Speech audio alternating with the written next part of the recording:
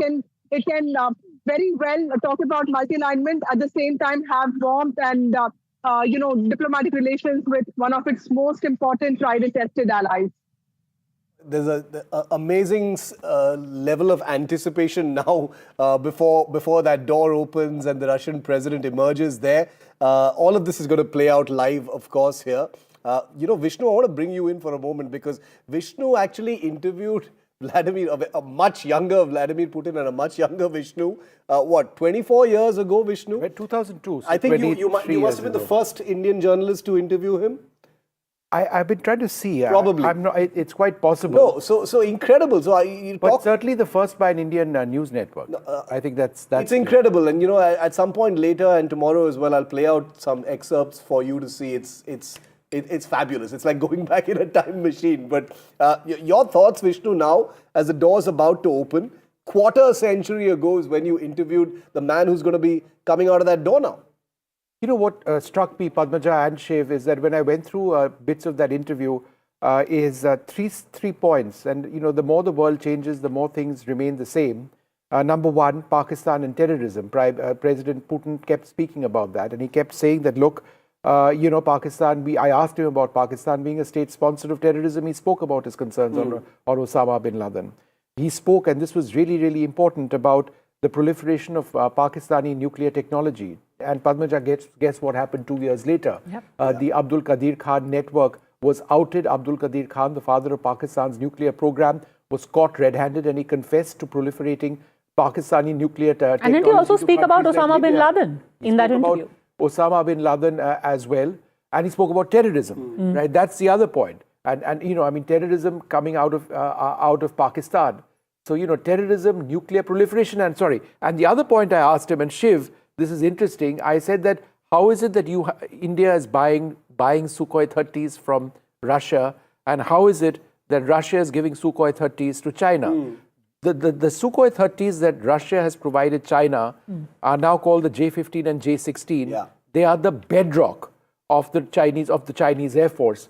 So all of those items, they remain questions I would possibly ask. They are literally rolling out the red carpet for the Russian president. You've heard that being said. That's where the phrase comes from. Yeah, they're literally rolling it out. Tell me, why does it take? Does it usually take this long? It's been about 5 to 7 minutes. No, it's going to take a while. Why? I would suggest it'll take maybe even 15 minutes or so before it's all. What's happening behind this shut door right now? Even as we speak, what's going on? Nothing. It's just informal. President Putin is just possibly shutting. It's not like he has to collect his luggage or anything. He's closing his folders, and he's being briefed. He's probably been told that Prime Minister Modi is there. He would have known by now. There you have it. You've got his presidential staff coming out. They will examine. They'll take a look out. They will ensure that the path is all right. There may or may not be a carpet, but the carpet, I think, is just up till that one point. Checking even the staircase. And at some stage, we'll see Prime Minister Modi emerge at this stage. And then once they're right and they're completely ready is when they will invite President Putin to step out. So he walks out fast of his aircraft. He sort of bounds down. He practically skips down the stairs, He sort of does that. Who all will be on his staff right now? Who all will be accompanying him? Aside of the delegation, everything, who will be in his immediate vicinity? His chief of staff will be present along with several key officials. I'd like to see if the Russian ambassador was on this flight or he's over here. But, it's incredibly tight security, particularly after the war with Ukraine, which is why a large number of people over there will be part of his security delegation. Yeah, and everyone was enamored when there was a detail about how there is a poo briefcase, apparently, which also accompanies him wherever he goes. If we get into the details of the kinds of things that accompany leaders like Putin, that's a completely separate. In fact, we've got a story on that, Padmaja, which we'll play out a little later. But I think the scary thing... He's one of the most protected world leaders. He also carries what?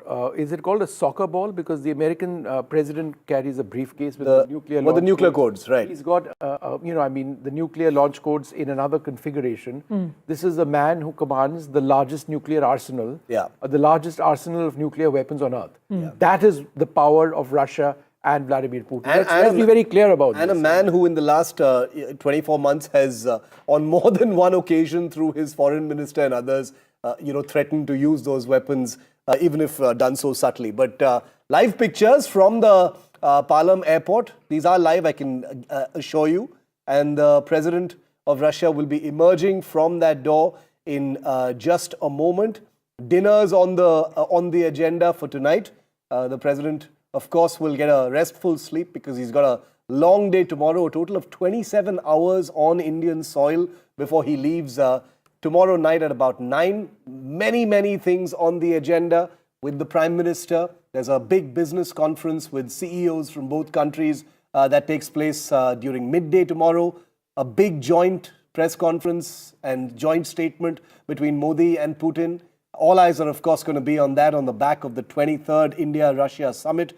And all of it is topped off with a banquet hosted by the President of India, Draupadi Murmu, in the evening before the president then leaves back for Russia. So this is the beginning of the next chapter of India-Russia ties. They've been a story in motion for the longest time, but this year, particularly, Vishnu and Padmaja, the interest factor in what's next, the suspense over where this relationship goes from here, given how it has been buffeted, how it has been tested, how it has been threatened, how it has been, described by those who'd much rather have India not be so committed to this alliance with Russia, is going to be very interesting to see, because the body language, the bromance, those things are given. Of course, we're going to see a hug and a handshake in the next few minutes on that red carpet, right? But beyond that, what the relationship is going to be between these two countries, what next beyond what is obvious, is, I think, really, really key. The next 27 hours that you spoke of, he's going to, of course, have multiple engagements. What is the nature of meetings that are held between members who are not a part of government? Because today we'd had leader of opposition Rahul Gandhi, for example, say, are we actively being denied an audience with the visiting president? Is this being done deliberately? Who decides it? Later, of course, we also had a response from the MEA. Sources suggested that this is to be done on a personal basis. His staff should have possibly done it. Somebody within the Congress could have organized it. And there have been leaders, right, in the past that Rahul Gandhi has met. Yeah, so I think to a certain extent there is a point. Very often Russian leaders or international leaders do meet the leader of the opposition. At their initiative. It works both ways, Shiv. In fact, Sheikh Hasina, I remember, before the coup, she met with the entire family. And but it's not happened this time, and I think that's an important point. It is an interesting point that's being raised. But in just a few moments from now, we'll see the Russian president step down in just a little while. And I've got a message from the Russian embassy. Russian President Vladimir Putin has arrived in India. We've got those images up on our screen as well, and he's going to be stepping off that aircraft in just a little while from now. So again, as I mentioned, Padmaja, it does take some time. We've been sitting here for the last couple of hours with this huge sense of anticipation about when Putin would emerge from his aircraft, but it is going to take a little while. And Prime Minister Modi, who is over there at the Parliament Technical Area, would also sort of come up to the aircraft, wait for him to come down the steps. Then there'll be a small ceremony. There'll be the national anthems, I think, which would be played. There would be a guard of honor, a small one. The main one will be tomorrow. The main one will be tomorrow at Rashtrapati Bhavan at about 9:30 in the morning. That's the formal reception. This is not considered the formal reception to the President of Russia. And then President Putin would go off to the Moria where he's staying, perhaps get fresh and then go to the Prime Minister's house, which is, with his VIP traffic just about 3 to 4 minutes away. And the Prime Minister, of course, is going to receive him there. Who all will be accompanying him? So as I mentioned, members of the inner coterie of President Putin, his chief of staff will be there. Okay. There'll be interpreters who will also be there. Members of his closest security detail will be there. There may be a few diplomats of the Russian embassy in New Delhi. I'm still unclear whether India's or Russia's ambassador to New Delhi is accompanying. They'll be probably part of the welcome committee on the ground. Who is on the aircraft. He might be on the ground over there, Mr. Alipov. So we're just waiting for this to all take place. It is a short visit, one that technically the business end of which begins tomorrow. It's all about camaraderie today and that dinner being hosted by Prime Minister Narendra Modi. This is one of the most important relationships. We are looking at economic trade being the primary agenda over here. There's a Russia-India business summit which is happening at the Bharat Mandapam. President Putin will be going over there at approximately 3 p.m. in the afternoon. He'll be going to the Rajghat prior to that. Before that, there will be the primary summit between India and Russia before the evening. And in the evening, there'll be that banquet at Rashtrapati Bhavan before he departs. The last time we had a phrase, okay, the Prime Minister, I think that there was the Prime Minister walking towards that red carpet. We'll keep an eye on those pictures. But, Vishnu and Padmaja, the last time we had a frame of this kind, live pictures of a VIP aircraft and expecting someone to come out. You remember it was that viral picture of President Macron and his wife, and you know what happened. Okay, that's the Prime Minister who's on the red carpet now. That's the Prime Minister on the red carpet. So he is going to be there, like we correctly told you, that the Prime Minister is right there. There he is. All right. There he is, skipping down the stairs of that IL-76 towards his friend Narendra Modi. Okay, let these pictures play out. And the President is on Indian soil now. There's no sound. I just want to tell our viewers, there's no sound in these pictures in case you're wondering. But there you have it. Okay, there's the money shot. You have the handshake followed by the hug. Prime Minister Modi there in person, breaking protocol, right there at the red carpet to welcome Mr. Putin as he touches down on Indian soil. I think at this level, there is no real protocol. He decides it. Pretty much. The two leaders are on the red carpet over there. Yeah. It's the delegation, receiving the Russian president over there, diplomats. I can see India's ambassador, Vinay Kumar, India's ambassador to Moscow over there, shaking the hand of the Russian president over there. You can see the Russian ambassador as well. You can see members of the Russian embassy, their defense staff who are posted over here in New Delhi, greeting President Putin. And then Prime Minister Narendra Modi, along with the Russian president. Let's see what takes place. There's sometimes a small cultural event which also takes place. I think that's something that they are witnessing now. We'll just see what happens over there. We've got these images up full screen, and then we'll have to see if there is a small guard of honor. If that is the cultural event I was talking to you about, a small dance. We'll spend a few minutes over here before he proceeds to perhaps taking the salute and then getting onto his vehicle and leaving. So there's not very much formality. These pictures are very, very important, Vishnu and Padmaja, with the dance. A lot of people will be wondering, why the dancers there. Is this really necessary? The soft diplomacy relationship between India and Russia is enormously significant. And it's something that Putin has mentioned over and over again. The dance culture, the connect between people of India and Russia goes back decades and decades. There are a huge number of Russians who learn Indian dance here in India and vice versa. So these things are not, just cosmetic little embellishments. They're traveling in the same car. They are about to travel in the same car. Did they get into the same car? Yeah, I think President Putin got into that car, and you can see Prime Minister Modi getting into the same vehicle. So this is that vehicle of the PMO, which the two leaders are in. You can see President Putin in the back. So we can confirm that both the leaders are in the same car. So Padmaja, you were right. You asked that question first. Are they going to ride in the same car? Here you have your answer. Unlikely. Padmaja, it's over to you. Well, it's wonderful. Talking about the soft diplomacy, it's interesting about 10, 11 years ago when Prime Minister Modi had gone to Ufa, at that time in a very small... I was there in Ufa, yes. Well, yeah. So in Ufa, you had an entire community of Indians who were teaching yoga. And you had about 50 to 60 Russians who used to wake up every day at 5 a.m. and at 6 a.m. they used to all assemble for yoga. And I was like, of all the places in the world, I hadn't expected people to wake up at 5 a.m. to do yoga in Ufa. But you're right. That's what soft diplomacy is all about. And that is why we keep analyzing these small gestures, the cultural exchanges, the cultural shows. This gesture of traveling in the same car, we will very likely get that picture of the two of them smiling at each other. This is very important. In diplomacy, it's not only about what you say, but also what you are seen to be doing. These pictures are going to be splashed on the front page of every newspaper across the world. Prime Minister Modi and the Russian president in the same car, leaving now for... where will they be going? Where will this car go, though?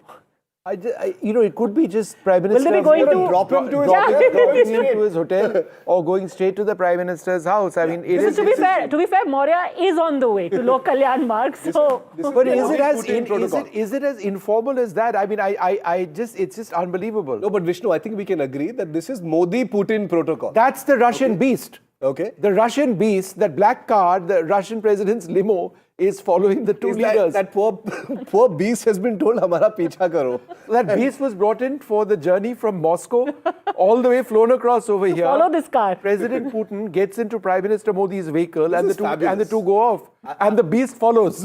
I think this is such a beautiful symbol of how these two leaders, who of course respect protocol and the agencies that protect them and serve them, but are manifesting how there is a degree of spontaneity to this relationship. The fact that they are so easy with each other in their physical space, they're traveling in the same car. I don't even know what car that is. That's a PMO vehicle, I'm guessing.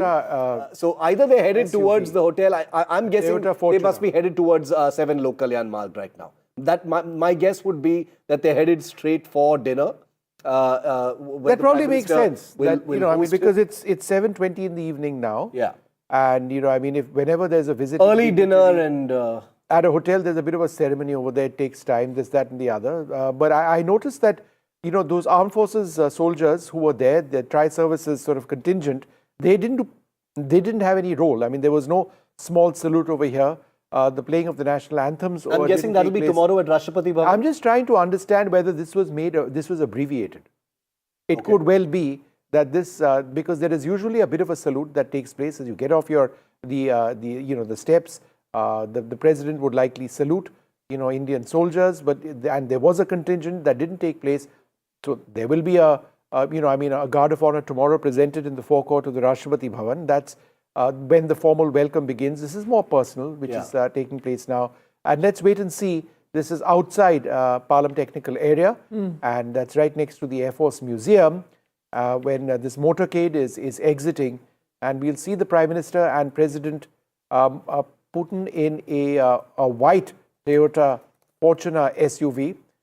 That's the vehicle the two leaders hopped onto. Also important to note that in Tianjin, it was Prime Minister Modi who traveled in the Russian president's beast, but today it is Mr. Putin who is in Mr. Modi's car. So a sort of a reciprocal gesture there. It's he who's hopped onto his car with his beast tailing all of them. The beast has gone off. They were ahead of that. But it's interesting, isn't it? I mean, I think that point on reciprocity is important, that, both leaders sort of doing that. You come into my car, I'll come into your car. It shows the trust between the two leaders, the friendship. What I find interesting is, when one is traveling in the other's car, does the security also accompany them in the same vehicle? Padmaja, there were only 4 people in that car. So where is the translator? Because there would be a bodyguard up front, unless there was no bodyguard up front and there was a translator up front, because this is really, really informal. But President Putin speaks English. I've spoken to him in English. Both of them speak English. Yeah. The Prime Minister speaks English too. It's not something that President Putin dwells on for a great period of time. But it's evidently enough for the two of them to communicate. I don't think there was a translator in that. No, I have to also underscore that level of trust. If you're leaving your security behind, or at least you're paring down your security, you'll have to. If you're traveling in each other's car, at best you can take one bodyguard along. I think we also got Aishwarya, Vasudha, all of our colleagues from the ground joining us. The convoy, of course, has already left the Palam Technical Area. Where they are headed, let's try and get a fix on that. Aishwarya? Where is the cavalcade headed? Where is the convoy headed?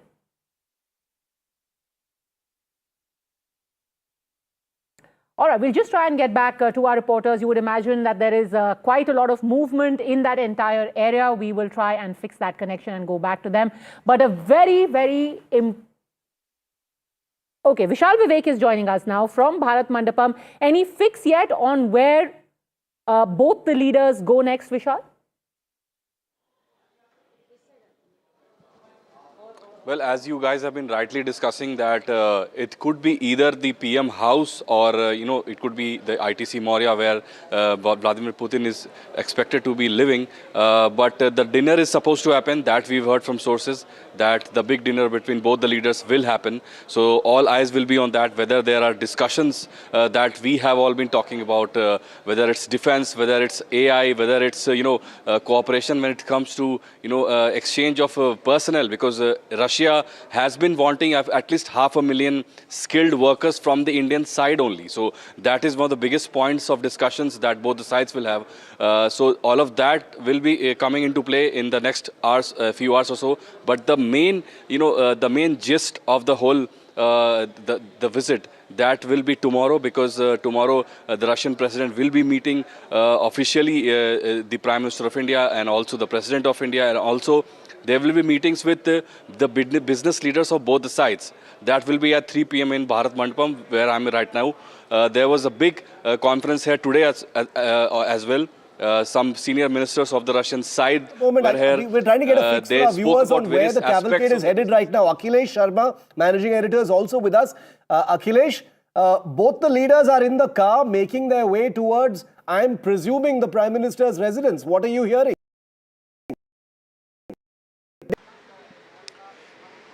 Yes, this is what we have also heard, Shiv, that immediately after departure from the airport, they will arrive at 7 Lok Kalyan Marg, which is the official residence of Prime Minister Narendra Modi. And PM Modi has actually arranged a private dinner for President Putin. And though the details of private dinner are not disclosed so far, that those who are invited, but it is believed that those who are close to President Putin, like Deputy Prime Minister is already here, he will be part of the official dinner, which is being hosted by PM Modi at 7 Lok Kalyan Marg. And apart from that, PM Modi has also invited a few senior cabinet colleagues for this meeting. And there will be informal discussion as far as this dinner is concerned, and because this is unusual. First, Prime Minister breaks the protocol to receive President Putin at the airport, and now without being given the guard of honor, which will actually happen tomorrow at the President House, the private dinner is being hosted right now, and they are traveling in the same car. That is also a signal about the bond and the friendship both the leaders share. Sure. Let's also go across to Himanshu, joining us live from Sardar Patel Marg. I believe the security has been set up there. The Prime Minister's route is going to pass through that area. Over to you, Himanshu. Well, I'm standing a few meters from the SP Marg, and on my left side you can see the PM security protocol, and this is the cavalcade. We can see perhaps the first car in the cavalcade, which has just crossed our television screen now. This is SP Marg. This is the route which is just a few meters from ITC Maurya, where President Putin will stay. His entire delegation will stay. In fact, you can see one by one the vehicles are crossing this area, and on my right side you can see the barricades have been put in place, and this happens when Prime Minister Modi travels within the city. So all the vehicle has been stopped on this road, and any time now on the screen that you see, the Prime Minister with President Putin will cross this road just in next few minutes. And interestingly, this ITC Maurya is just a few meters from where I'm standing now, and this is also the route that Prime Minister takes to go home to 7 Kalyan Marg. So I think we'll have to wait for perhaps a few more minutes. But as you can see, the PM security protocol has been activated on SP Marg. This is exactly the route that Prime Minister Modi had taken when he had gone to Palam technical area to receive President Putin. And this is exactly the route Prime Minister Modi will take to come back with President Putin. Of course, you've been talking about the political significance, the diplomatic symbolism of Prime Minister Modi going to receive Putin. And now you can see the security vehicles are gradually crossing this area. It's a long cavalcade, we have been told, because there are Russian security agencies also along with the SPG and the Delhi police, and that's why there is very tough security. The entire road has been sealed from here till Palam technical area. There are hundreds of paramilitary forces who have been deployed along this route, and we have seen last 2 hours extremely high security. The ITC Maurya hotel, in fact, has been sealed from all sides. No outsider is being allowed to go inside except the Russian delegation. And I can see the sirens now on my right side. There is a movement of VIP vehicles along this route, and we are getting this indication that any time the cavalcade will cross this area. You can see Another security vehicle has crossed this. This is a long stretch. Now you can see the number of vehicles, and I think we are now watching live the cavalcade of Prime Minister Modi and President Putin crossing the SP Marg here. These are live visuals we are giving. It's a long cavalcade. You can see these are SPG vehicles and also vehicles belonging to Russian security agencies who have escorted Putin to India. And this cavalcade now has passed. And from here, the distance to 7 Kalyan Marg, Lok Kalyan Marg, I think is just a couple of kilometers. So next few minutes, both the leaders will be at PM residence, and the private dinner that Prime Minister Modi is hosting. He's going to stop off at the ITC Moria, where Himanshu is reporting from, but he's going to go straight across. Let's go quickly across to Professor Andrew Latham, who's been waiting very patiently, and Daniel Block. Daniel, let me come to you first. How would the United States, specifically President Trump, see this visit? Well, I'd say first, I'm not sure how much Trump himself is paying attention to this visit, given how scatterbrained he can be and erratic. That said, I think not terribly well. And, I don't know if he's aware that this is a visit that happens every year, but certainly it is happening, or not every year, excuse me, that the two leaders meet relatively frequently. But certainly this is something that's happening in the context of deteriorating U.S.-India relations. We know that Trump has been very harsh on India for a variety of reasons. And one of his stated reasons, I don't know how much this is actually motivating him, is that India continues to maintain warm ties with Russia. So I think that this might irritate him, again, to the extent that he's paying attention to it.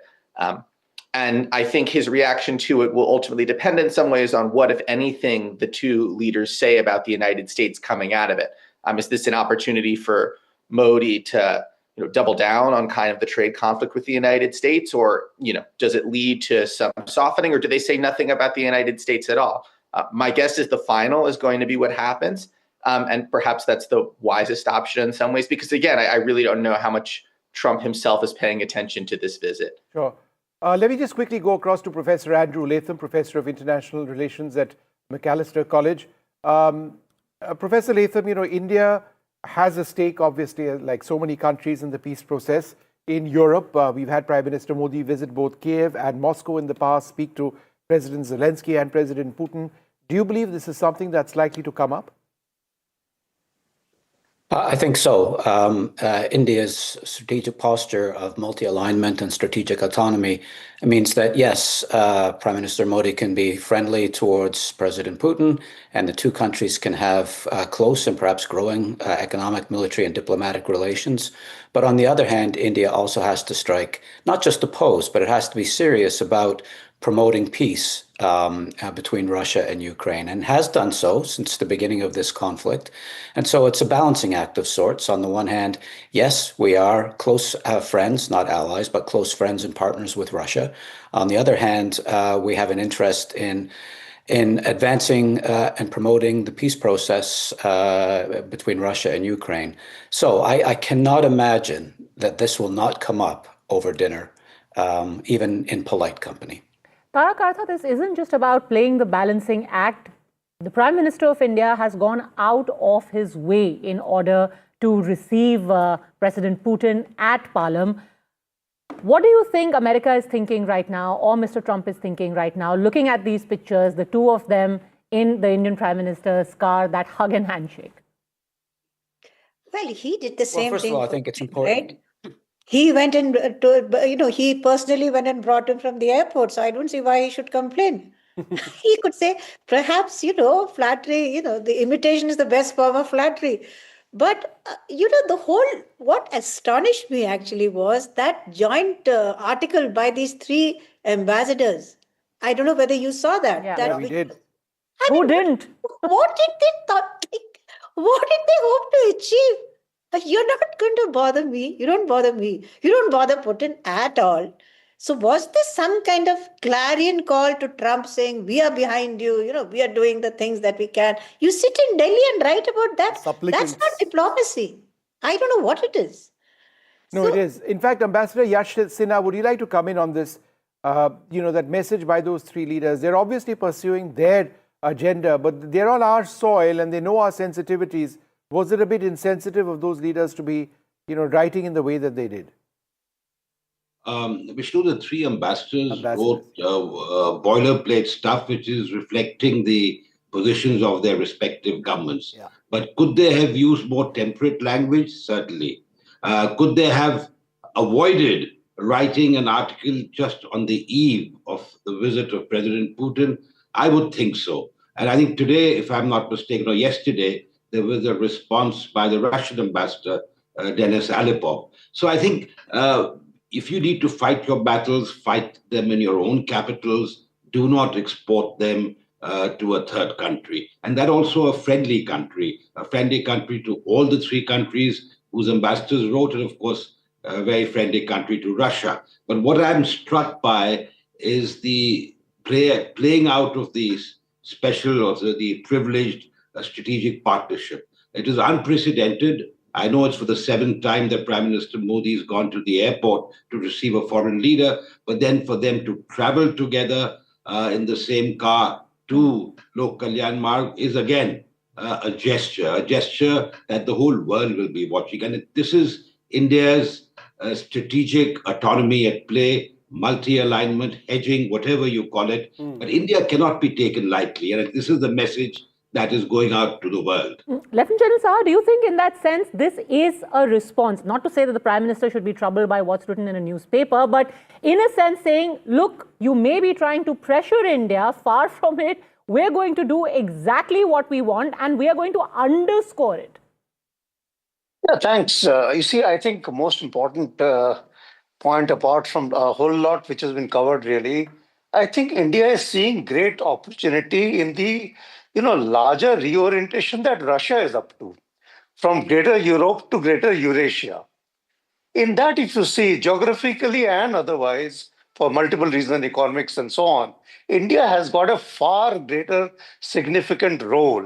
And I think that is exactly what the Prime Minister is trying to bring out, apart from all the other issues that we have talked about, Trump, US, so on and so forth.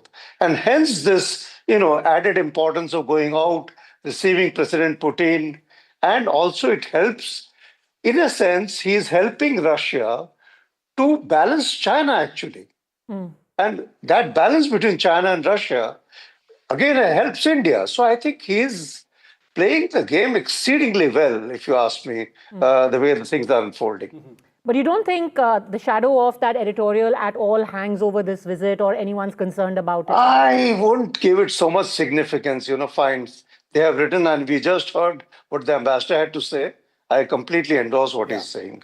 No, and also I think the overall sense is also that these ambassadors represent countries that India has very close relations with, and even though it was unsavory from a diplomatic perspective, the message that goes out is that they were able to do that here in India. This is an incredible democracy, isn't it? Nandan Unnikrishnan is also with our coverage tonight.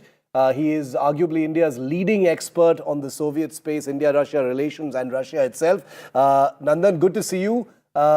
Big night for India-Russia. What are you making of, beyond just the hugs and the handshakes, which are a given with these two leaders? They're traveling in the same car together. What does all of this tell you tonight?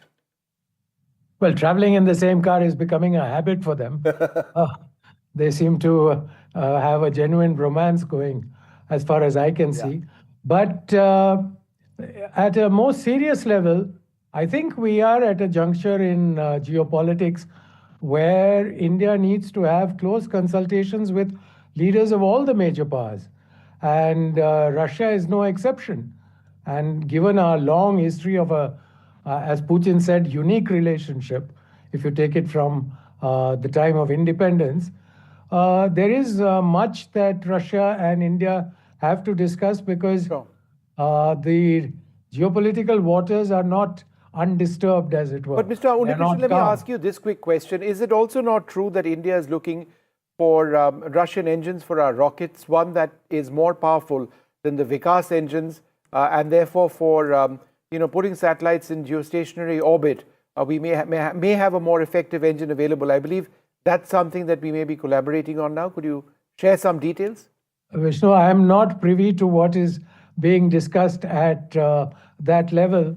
But yes, India would be interested in acquiring any technologies, any equipment that would advance the programs in space or nuclear energy that we pursue domestically.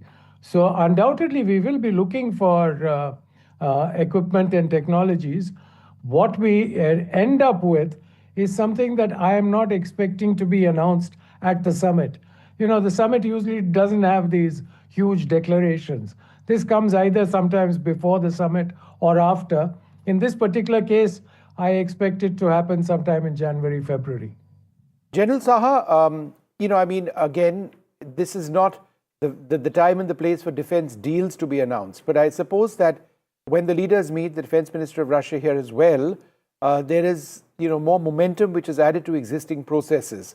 How do you see the overall defense relationship in the context of, let's say, systems like the S-400, India's acquisition of a nuclear submarine, and other areas where both sides are, have collaborated for an extended period of time? Very quickly, the Sukhoi 57 with transfer of technology, but with a caveat of licensed production, is going to be on offer. And it will be put out as a stopgap until the AMCA gets developed. Then likewise, the Sukhoi 35, that will also be on offer, with, of course, all the latest ISA and all that. And S-400, since you specifically asked, I think we are still to receive 2 which are pending.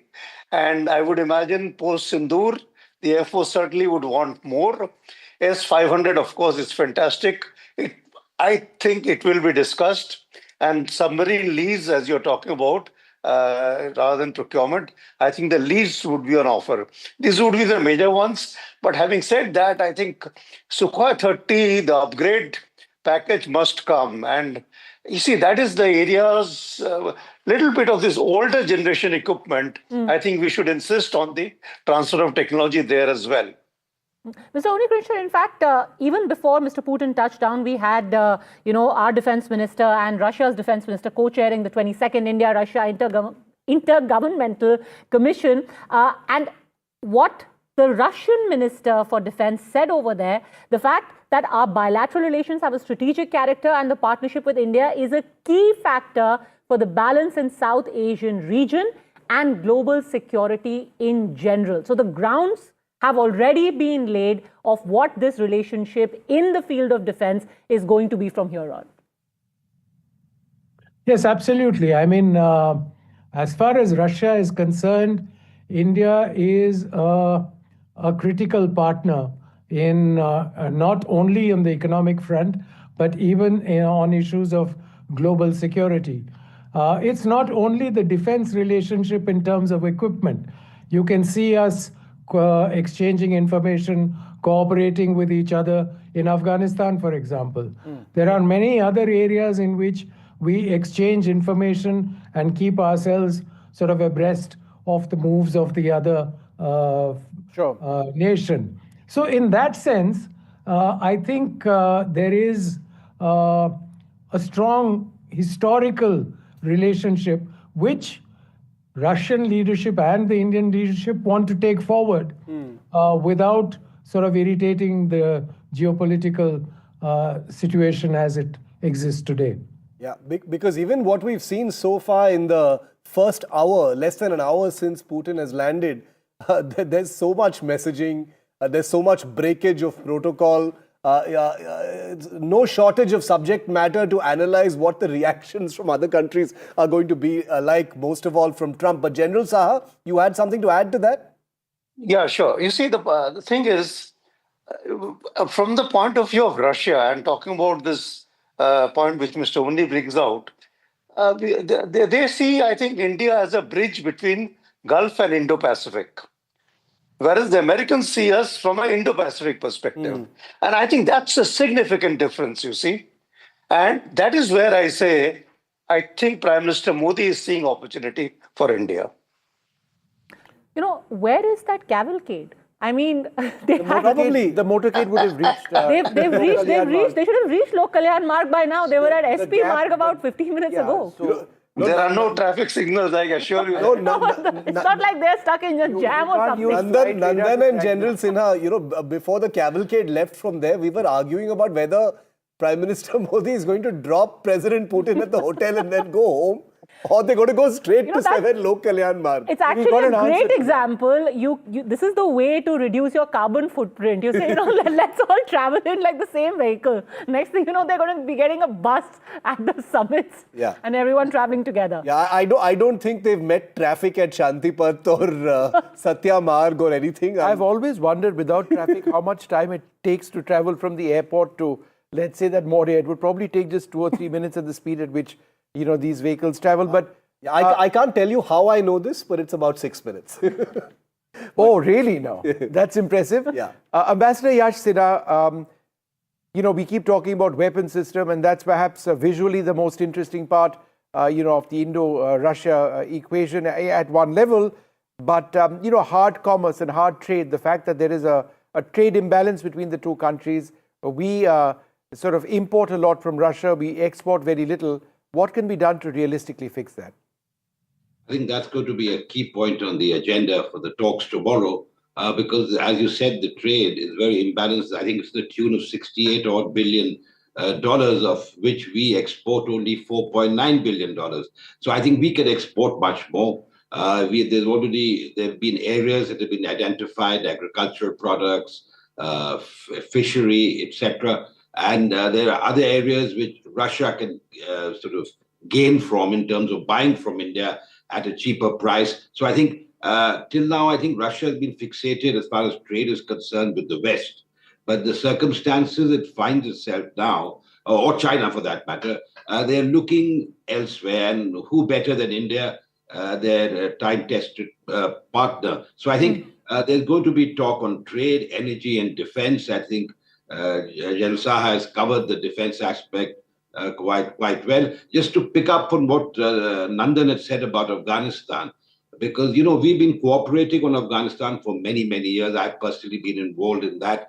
But be that as it may, I think with the Bagram very much in the news now, I'm sure our experts and our foreign officers, etc., would be exchanging notes on how the situation is developing in the region. And I think because we have this special privilege strategic partnership, I think all these issues will come under discussion. Energy, certainly, because energy is another area where we are under pressure, but we haven't bowed to pressure. Yes, in October, our intake of Russian oil was reduced, but don't forget that Rosneft and Lukoil were sanctioned. And in December, we might see a further drop.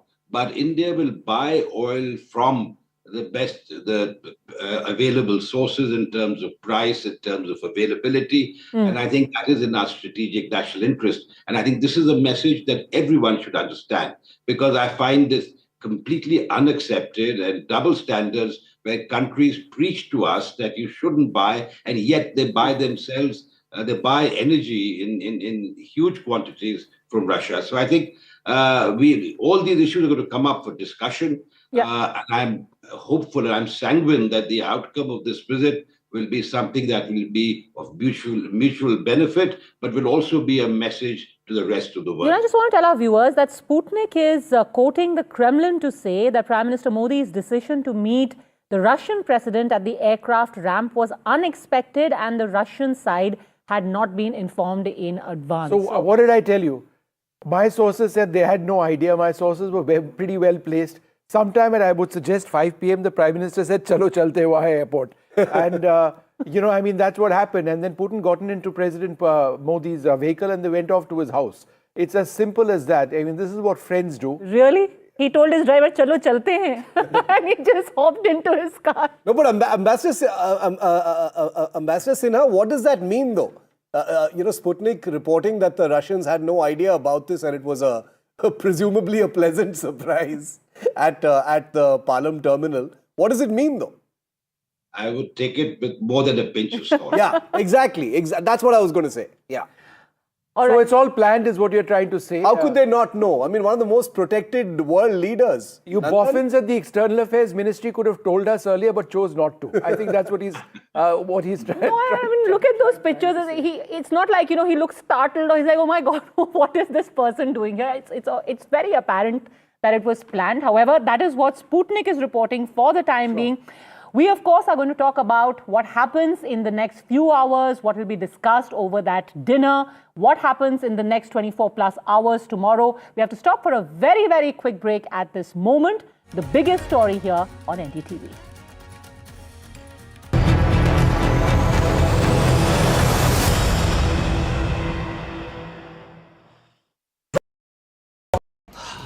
Salute है जी, आप देश की रक्षा में जान लगा देते हैं और आप घर घर में तार लगाते हैं जी। ई बीम टेक्नोलॉजी से बनी, न जले न पिघले, सबकी रक्षा करें। हम सरहद पर लोगों की रक्षा करते हैं और आप देश के अंदर। सैल्यूट तो बनता है जी। अपार अणुशक्ति फायर प्रोटेक्ट वायर, अपार देश का तार। Two world leaders, one crucial meet. Putin says Namaste India. The bonhomie, the Big Bang deals. Bharat और रूस हमेशा कंधे से कंधा मिलाकर चले। Strategic shifts and the global impact. NDTV tracks the high-stakes handshake. Modi-Putin summit on NDTV 24x7.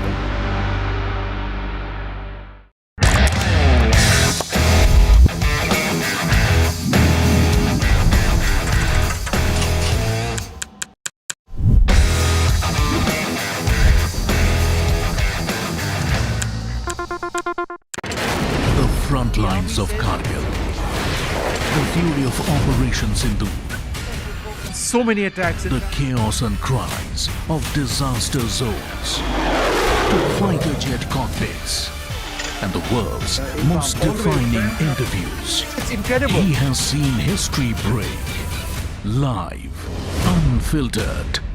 20,000 hours of live broadcasting. Welcome to Left, Right and Centre. Hard facts. War-struck country. Hard questions. In the Ukraine. 30 years of trust. In the Kargil area. North Ukraine. In France, in Italy. At Srinagar. Vishnu Shom for NDTV. Vishnu Shom. Only on NDTV. Across the country. He has tracked the pulse of power from Washington to Korea. Witnessed history being made in global capitals and conflict zones. Brought clarity to complex issues of national security and international affairs.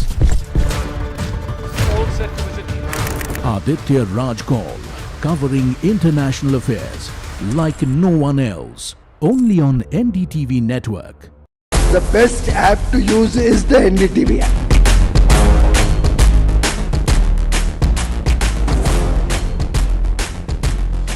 दुनिया भर में जब भी भारतीय media की चर्चा होती है तो एनडीटीवी सबसे पहले जिक्र में आता है। मैं आपका बात से सहमत हूं, उल्टे हम भी जब विदेश जाते हैं, the best app to use is the NDTV app. 21 days in Kashmir. People have bombarded me, friends, with requests for an unfiltered list of things I saw and observed on the ground. Very special ground report from the line of control. There were some children who've lost limbs in the shelling. They are now India's smallest but possibly the most powerful crime family. Cough syrup has killed at least 25 children. Gaikwad sahab, aise mat kijiye.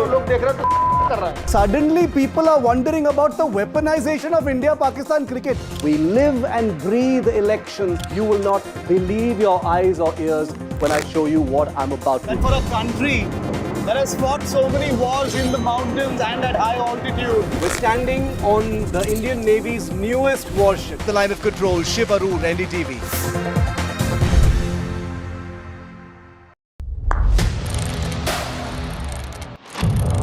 What seems settled for me is unfinished business.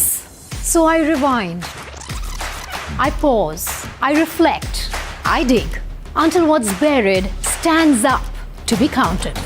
Breaking ground, not just headlines, the meaning behind them. This is Breaking Ground with me, Vedika Sood. Namaste, India. As you all know, I've been traveling around the world with my music. But this one is truly special. Something that's India. You all must have seen the magic that was created in Convoy.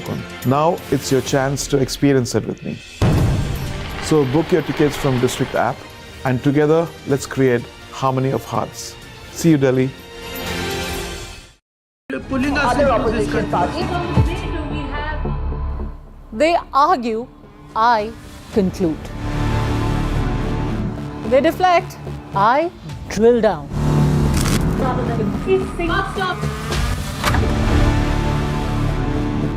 This isn't a free-for-all. It's a reckoning. No filler, no fog. Only the facts and where they lead. Every night at 9, the case closes because the buck stops here. I don't sugarcoat. I shoot straight and tell you stories.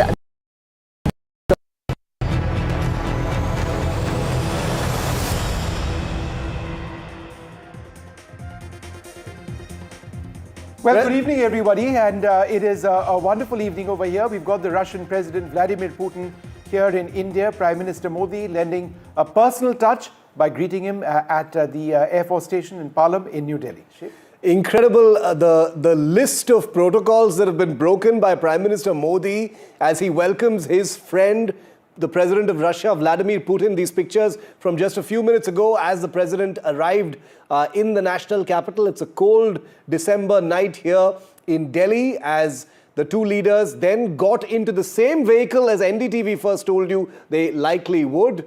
Not the Prime Minister's traditional vehicle, not the beast that Vladimir Putin travels in, but a separate PMO vehicle designated for the two leaders to sit in the back seat and head towards the Prime Minister's residence at 7 Lok Kalyan Marg, where they are currently, Vishnu, presumably having that private dinner.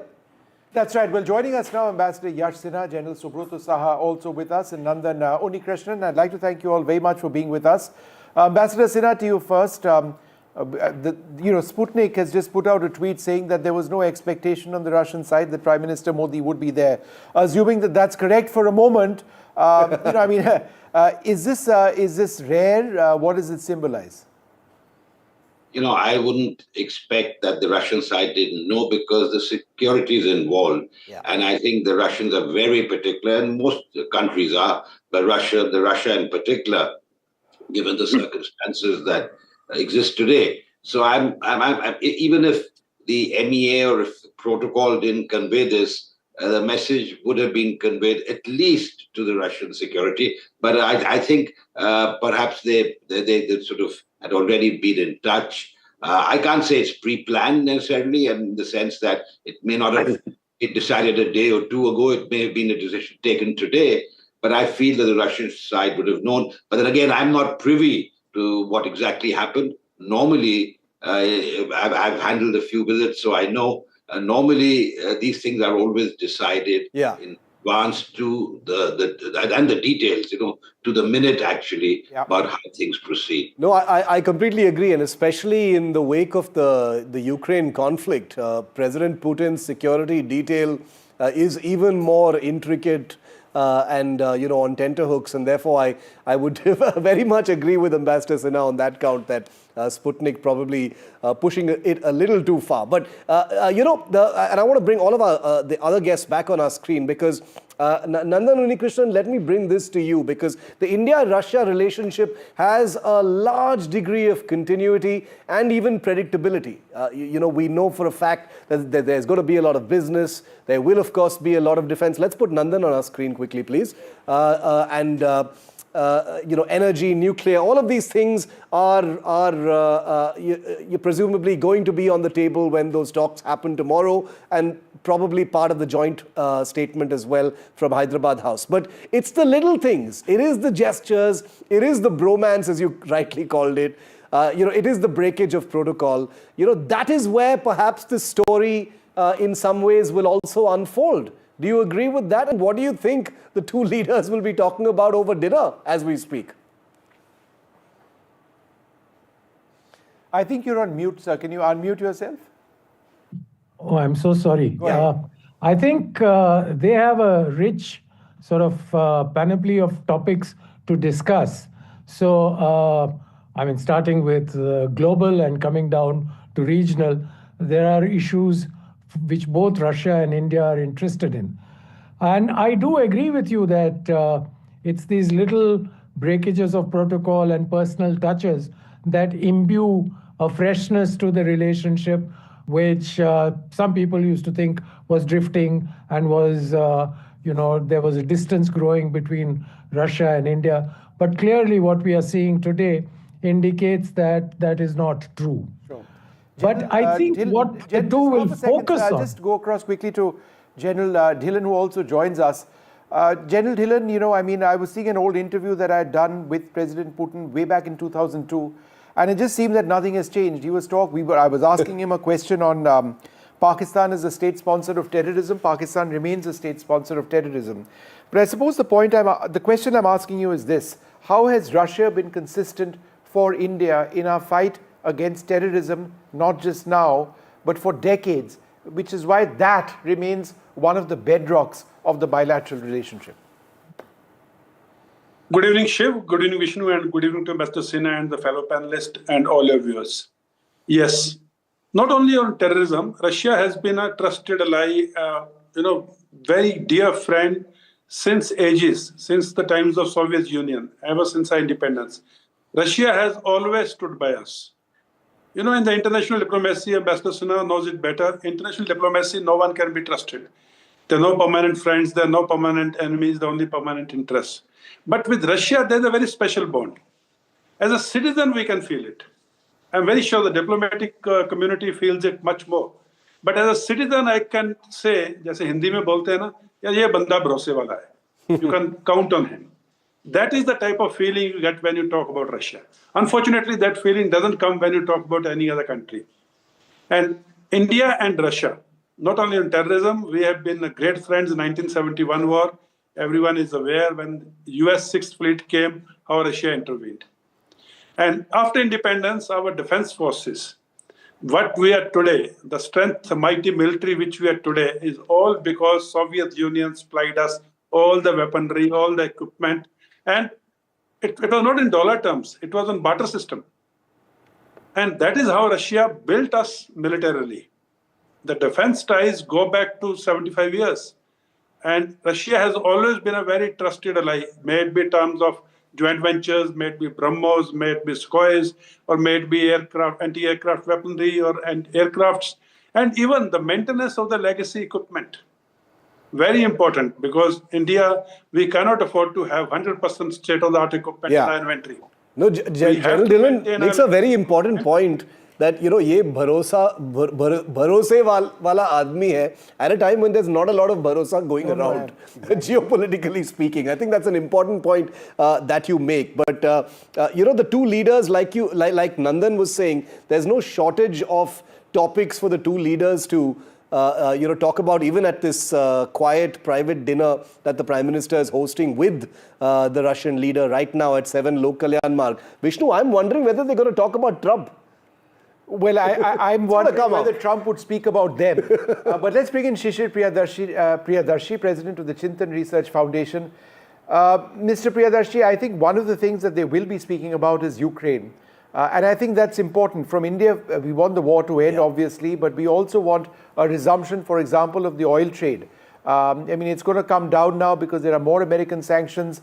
The moment the war goes away, presumably American sanctions on us will also end. So there are economic interests tied up to this entire business. So do you believe that that's going to be discussed very closely? Good evening, Vishnu, and good evening to others too. Before I answer that, let me just give a second on this spontaneity, lovely discussions you've been having. When one was exposed to diplomacy first, you learned that spontaneity is a well-rehearsed art. And you probably rehearse it well before expressing it. But on that, just two quick points. One is, even if it was communicated, and I'm certain it was communicated to President Putin's entourage a few hours before, it has a much greater impact than something that you've done, 3 or 4 days ago as part of the plan. The other thing I think is very important, and this must have been very well thought out, that he will be there and it will be projected by media as something done very spontaneously. It sends a big signal. Yeah. This is something that will be picked up globally. It'll be picked up, whether it's President Trump pretending not to be, looking at this visit, but this is something which will go down, that, he went there. But coming to Ukraine, Vishnu, I think India has a huge interest in the matter being settled. And I think it is also true that the sanctions, which both indirectly and directly we are facing or are likely to face, will ease if there is a decision.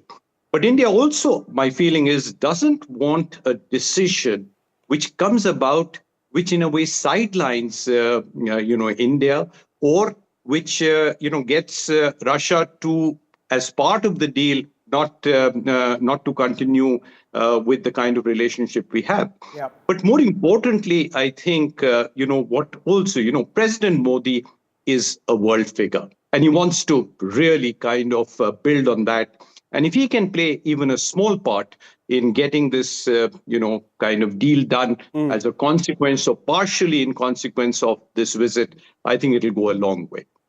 We've got the latest pictures coming in from Lok Kalyan Marg of Prime Minister Modi and President Putin. So obviously, as we reported, they've gone straight to the Prime Minister's estate in central Delhi. And these are pictures first on NDTV, as always, of the two leaders walking through that archway adorned with the Russian and Indian flags and making their way towards the site where they are currently having their private dinner. These are pictures, as you can imagine, from a few minutes ago. They're deferred. Beautifully lit up. Yeah, beautiful. Noticed. I haven't seen that lighting on the walls with the Russian and Indian flags or any flag before this. So it's a bit different. If you just look at that beam atop the structure, I found that to be quite interesting. So they're very relaxed looking, Shiv, at this stage. The two leaders, they're friends. They've gotten into the same car, as we've been saying. The real work begins tomorrow, and just for the benefit of our viewers joining in, there'll be a formal reception on the forecourt of the Rashtrapati Bhavan that takes place shortly after 9 a.m. tomorrow morning. There'll be the formal Russia-India annual summit that will be held at Hyderabad House. There is a Russia-India business summit which is taking place at the Bharat Mandapam. President Putin will be going there at some stage tomorrow, and he would be going to Rajghat as well. But later on in the evening, there'll be a formal banquet hosted by the President of India at Rashtrapati Bhavan before President Putin flies back. So a short visit, 27, 28 odd hours before the Russian president ends his visit and goes back to Russia. But Nandan Unikrishnan, as somebody who follows the space program very closely, and we should discuss this a little bit, Gaganyaan, India's space program, that's something that we track so very closely, has very close links with Russia, right? Yes, we had sent our future cosmonauts, astronauts, whatever we want to call them. We had sent them for training there. And Russia has tremendous experience of manned space flight. So it is something that we would like to share with them. I mean, they could share with us, and we could learn a lot. So I'm sure ISRO is well aware of it, much better than I am, and are doing whatever is necessary in that direction. The Russians are particularly keen these days to maintain a close relationship with India, and are quite prepared today to be far more open in the sharing of technologies, information, than they were, let's say, even 5 years ago. So it's an interesting juncture in our relationship, and we should not miss this opportunity. All right. Dr. Peter Hansler, founder and chief editor of forum Geopolitical.com, joins us. Dr. Hansler, how is Russia looking at this visit? Besides affirming or reaffirming a close relationship, what are Moscow's expectations? I think the expectations are very high. I think that There will be talks about a lot of trades. I assume that a lot of contracts will be signed at the occasion of this visit.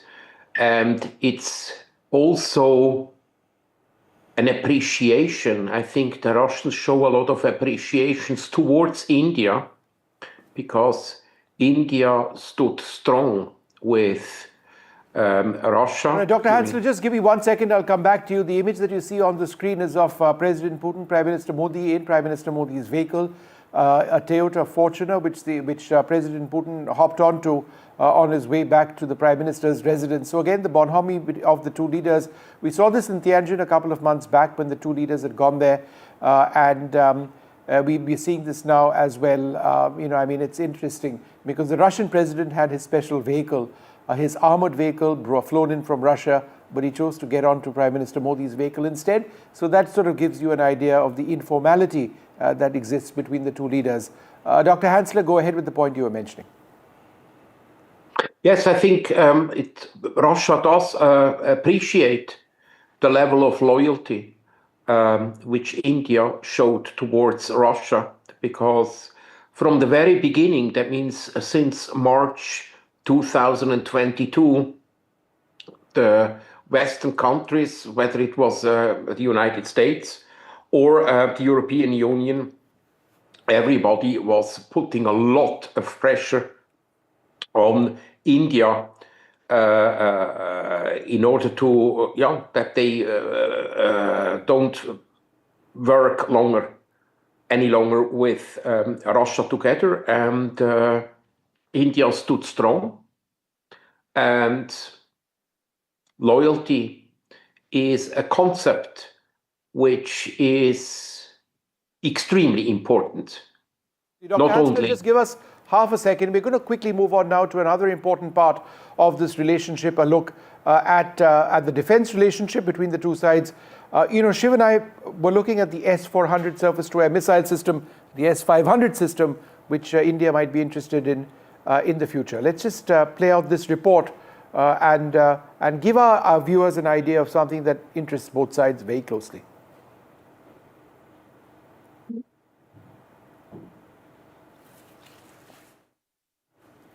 So let's stay with these pictures. Let's stay with these pictures because I want to put that picture of the two leaders in their car on our screen again for a moment, because it's the second time that President Putin and Modi have ridden in the same car together. It is a breakage of protocol, but it's happened for the second time this year after the Tianjin. This is a picture from Tianjin at the Shanghai Cooperation Organization summit earlier this year. And here's the other one, that's tonight. So the two leaders have shared a ride twice this year. This is the money shot, Vishnu. I'm going to go ahead and say this is the money shot, even though we've got a whole day of photo opportunities tomorrow lined up as well. And I imagine there's going to be a lot of such things to see tomorrow as well. But two big pictures, important pictures. The one on your left side of your screen is tonight. Prime Minister Modi and President Putin riding in a PMO vehicle together, breaking protocol, riding together to the Prime Minister's estate.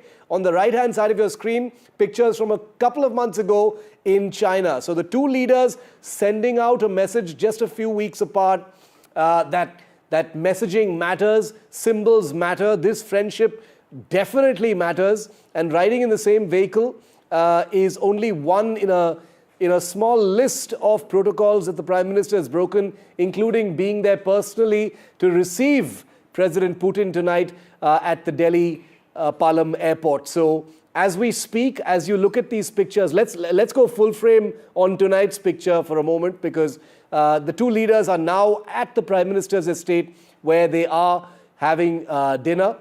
This is the picture that I wager you're going to see on the front pages of most newspapers tomorrow, in addition to those magnificent pictures that are coming in from the Lok Kalyan Marg estate, which is where the Prime Minister resides in the national capital.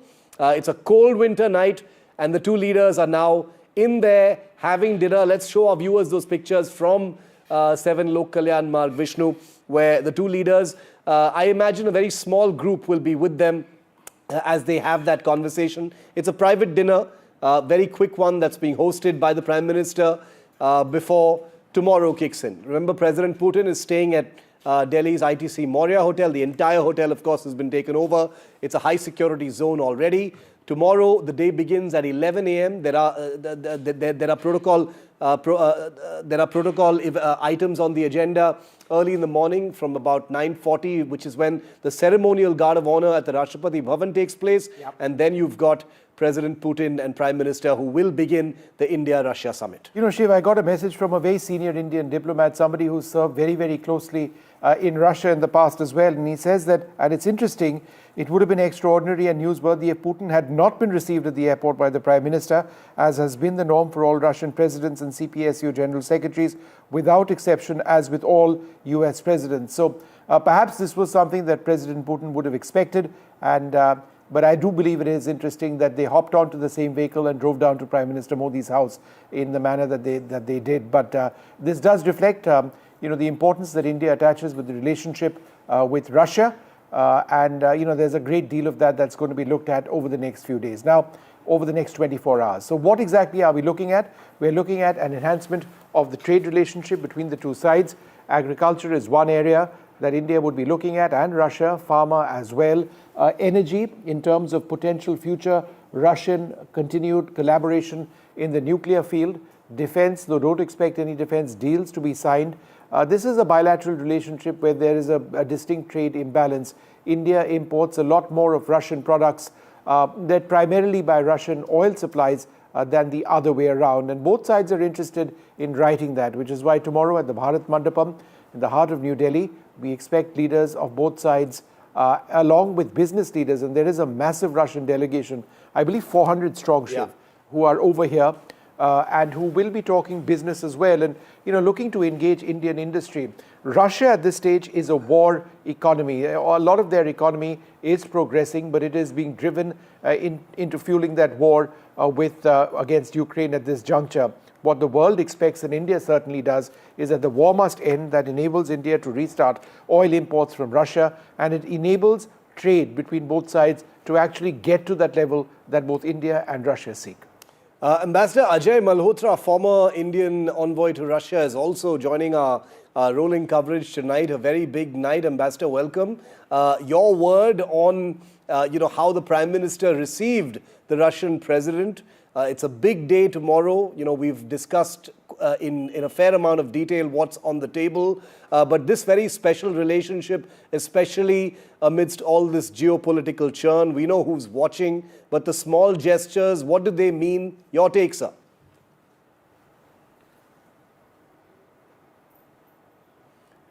Ambassador, you'll need to unmute yourself, please. Go ahead, sir. Apologies. Yeah, well, this was to be expected. They are friends of long standing. The first time they met was in 2001 when the then Chief Minister of Gujarat, Mr. Narendra Modi, had gone to Moscow, and when they had signed the agreement on sister city relations between Astrakhan and Ahmedabad. And from that occasion on, even as Chief Minister, he met him 3 times, again in 2006, 2009, and then repeatedly thereafter, when he became Prime Minister from 2014. So this is a friendship that has deep roots, not only for India, but also for the two top interlocutors. They get on very well, which is clear to anyone who is looking at the visuals. And being at the airport was absolutely expected.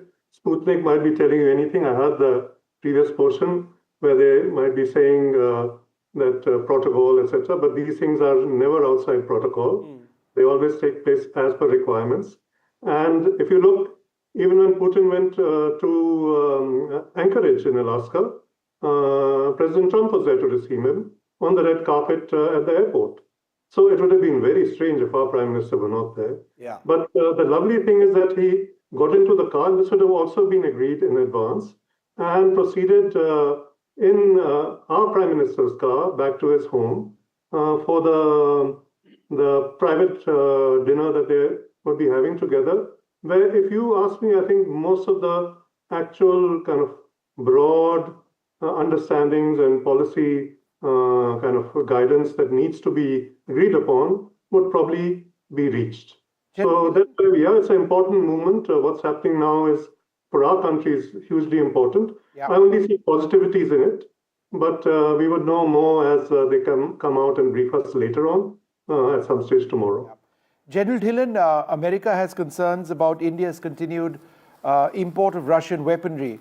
That's not going away. I mean, we've just invested massively in the most basic things. AK-203 rifles, that's a Russian design, made in India for sure. But that Indo-Russian defense collaboration, that's primary to our military policy. And that's not going away, right? Absolutely, Vishnu, and that's not going away. It has reasons. It has reasons. No defense system, like I said earlier, we can just throw it away and bring in the new weapon systems. Now, Operation Sindoor. Operation Sindoor proved it beyond doubt that air defense is the new sword arm of the defense forces. Now, in Indian air defense, which comprises of all three services, the Army, Navy, and Air Force, like I said earlier, there are legacy weapon systems, there are newer weapon systems, and the state-of-art, like S-400. Now, all these have to be clubbed together. They have to be integrated together. And that is how the Suraksha Sudarshan Chakra comes into being.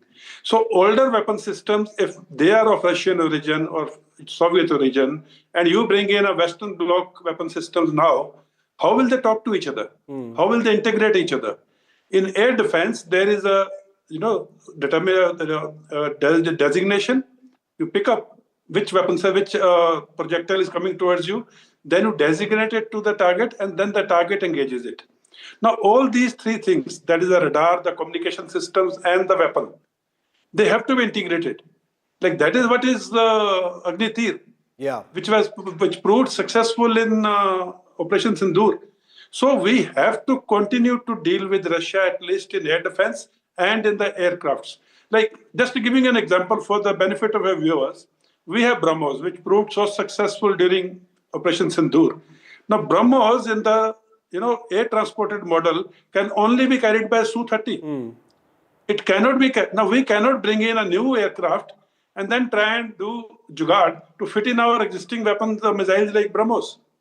So it stands to logic, it stands to military logic, it stands to economic logic to continue with the block of the weapon systems which we are already dependent on and which is the main inventory.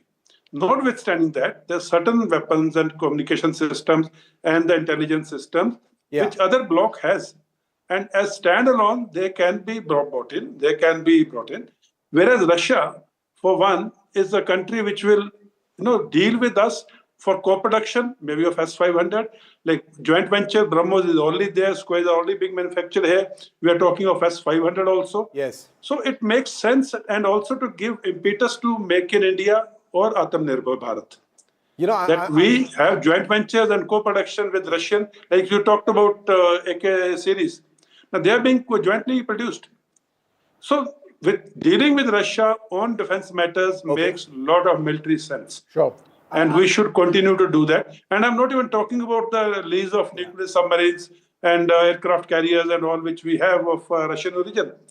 So there is a lot we have in common.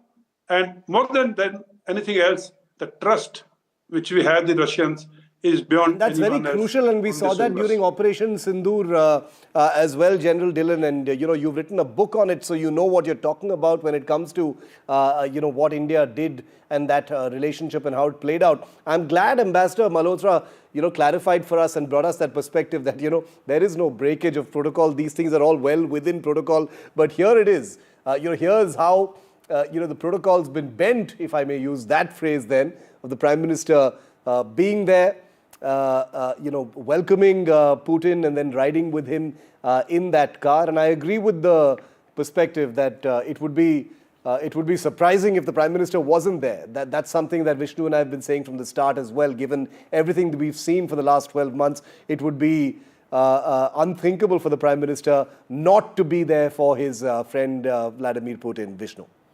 No, absolutely. Shishir Pridarshi, let me just come back to you.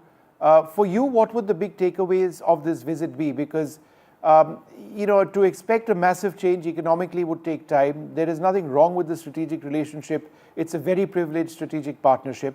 For you, what can realistically be achieved? Vishnu, two things. One, certainly, look, there is a huge trade imbalance. You talked of it. Let me also give the figures. Our trade is about 70 billion, but we import 65 billion, close to it, and we are only exporting 5 billion. So Russia obviously has a huge rupee surplus.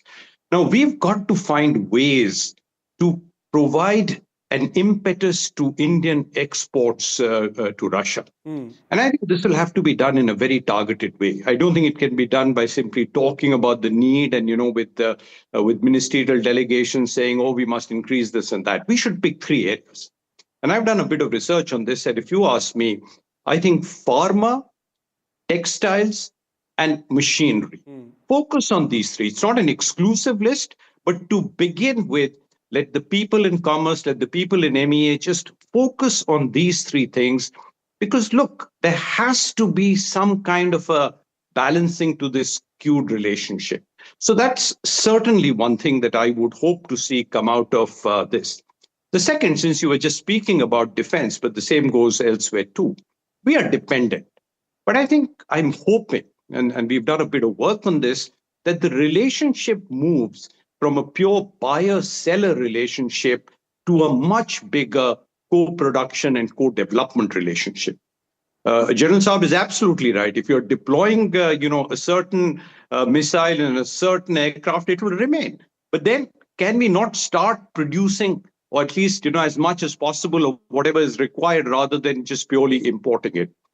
A third point, Vishnu, not really related to this. I don't know whether it will get reported at all or not. My feeling is India's presidency of the BRICS is going to be talked about. Yeah, absolutely. It's a very, very tough year to take on. And, BRICS is going to be in the limelight. President Trump will, show all guns across to the BRICS.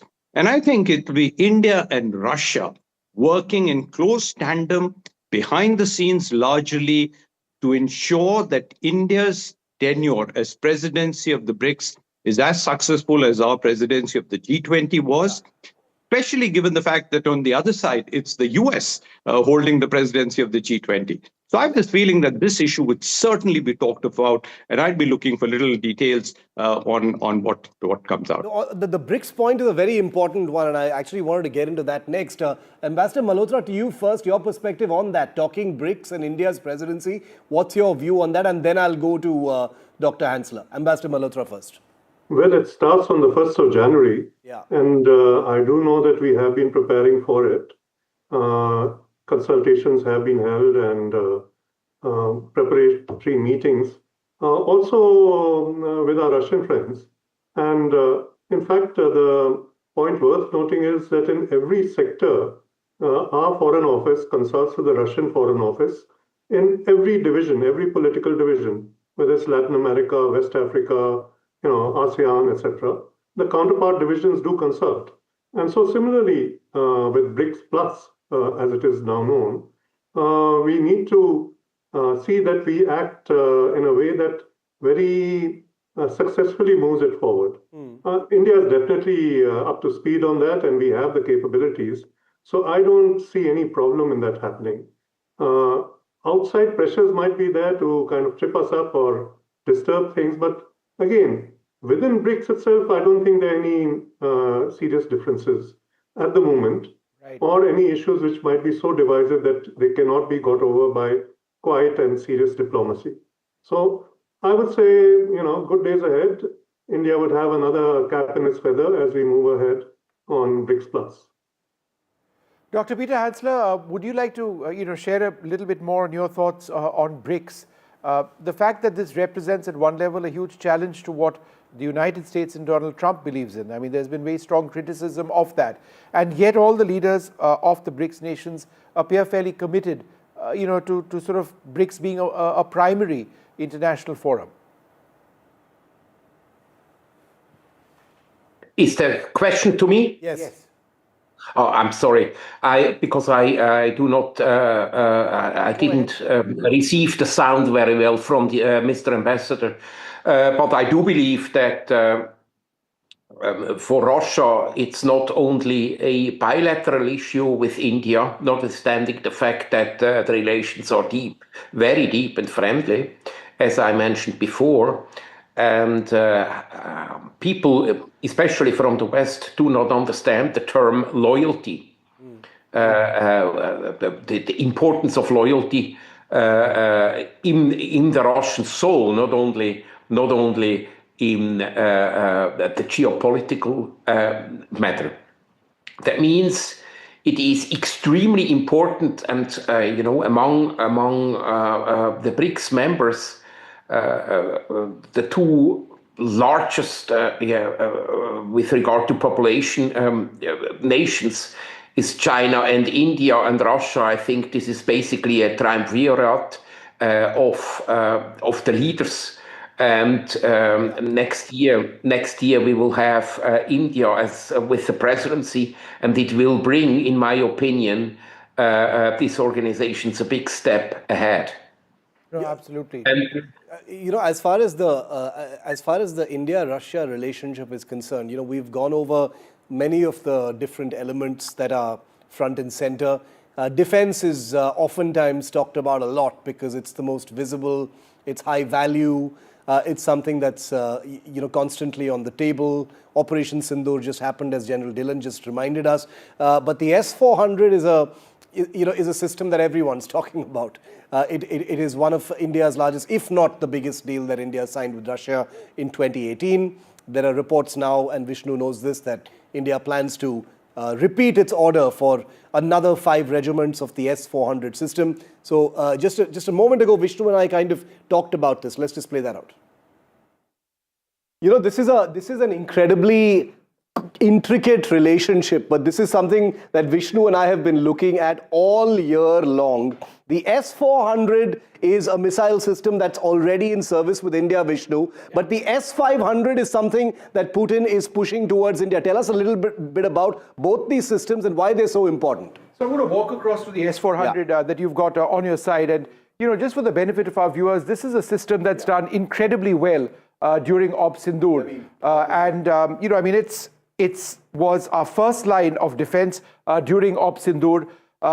It was the system which intercepted incoming Pakistani cruise missiles, some of which were incredibly fast.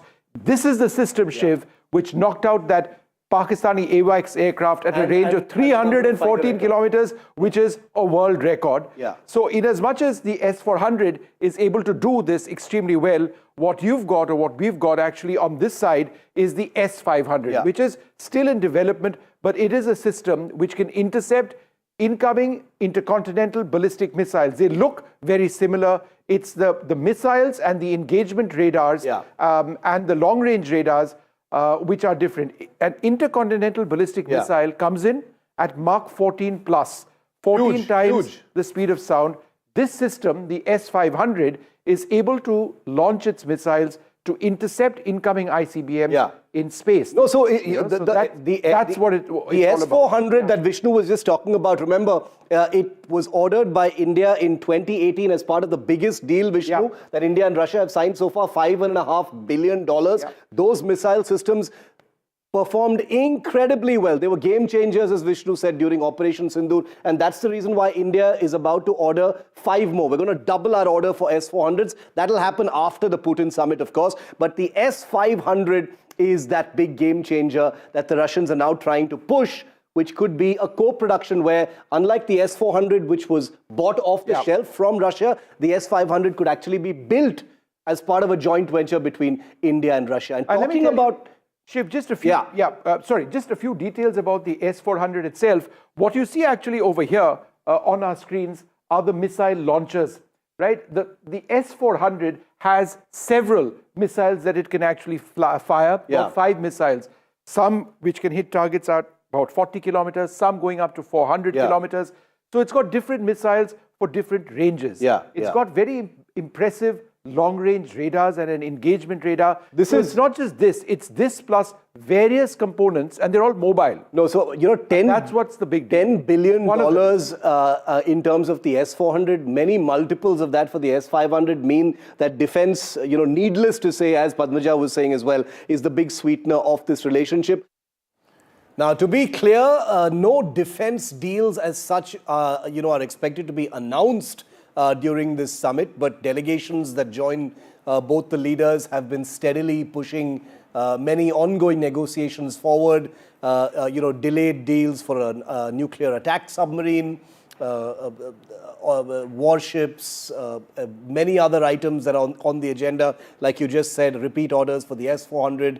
The S-500 is likely to be a kind of crown jewel for a partnership or a joint venture between India and Russia going forward. Welcoming Dr. Alexei Zakharov, Fellow Strategic Studies Program at the Observer Research Foundation, onto our coverage tonight. Dr. Zakharov, welcome. It's a cold night in Delhi, but a lot of warmth in the relationship, clearly. Sorry to be so cliched and cheesy, but it is true, because these two leaders enjoy a fantastic personal rapport. It's very clear to see. It's not something you can stage or choreograph. And the two are having dinner right now at the Prime Minister's residence. It's a big day tomorrow. You study this stuff very closely. What are you expecting to see tomorrow? Well, thanks for having me, first of all. Indeed, there are many visuals confirming that President Putin and Prime Minister Modi have good personal relations. Yeah. I think the main agenda will be tomorrow, and there are many expectations about the outcomes of this summit. I think that mainly, at least for me, I'm looking at the developments in trade and economic sphere. I think it will be a major focus of this summit. And it's also manifested in the fact that both leaders will attend the Russia-India Business Forum, which is a very large event. It attracted a lot of business people and companies from both countries. And I think that it's like the major focus of this particular summit. Of course, deals in energy, and you've discussed a lot the defense sphere. I think these are important. We have seen the meeting between the two defense ministers today. And I think there are many items on agenda. Some of them are not announced, and some of them will be just follow-ups of these engagements and exchanges during this summit. But to my mind, what will be announced will be concerning the trade, will be concerning commercial agreements in different economic sectors between the two countries, in attempt to reinvent and to boost economic relationship. Ambassador Malhotra, very quickly, these are two leaders. The two leaders we're talking about in this relationship, are individually wildly popular. There's a sort of viral quality about everything they do. They've got enormous, individual followings among the citizenry of both countries. And they have this amazing relationship. But they're also individually not known to be easy customers when it comes to administration. They're hard taskmasters. They work very hard, not easy to bargain with. From a diplomatic standpoint, Ambassador Malhotra, how does this easy relationship and this bromance help the larger relationship? Does it act as a lubricant to do more things between two countries, the personal relationship?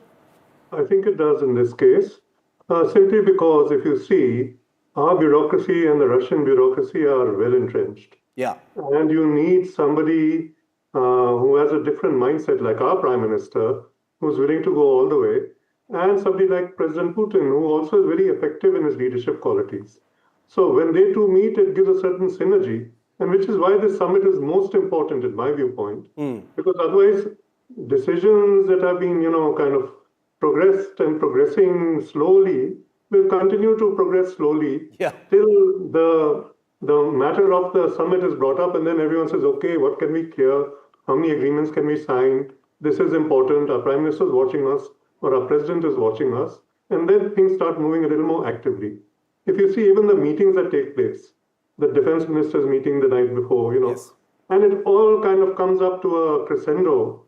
And that's where the fact of the two leaders being close friends also helps sort out issues, because they can then understand, they know how their systems work. And through their interaction, that's why the dinner tonight, the private dinner, is the most important. They would be able to take decisions which will move things along. Otherwise, it all gets stuck in paperwork, in bureaucracy, and, like many other countries, the Indians and Russians are pretty good at all of that. Yeah.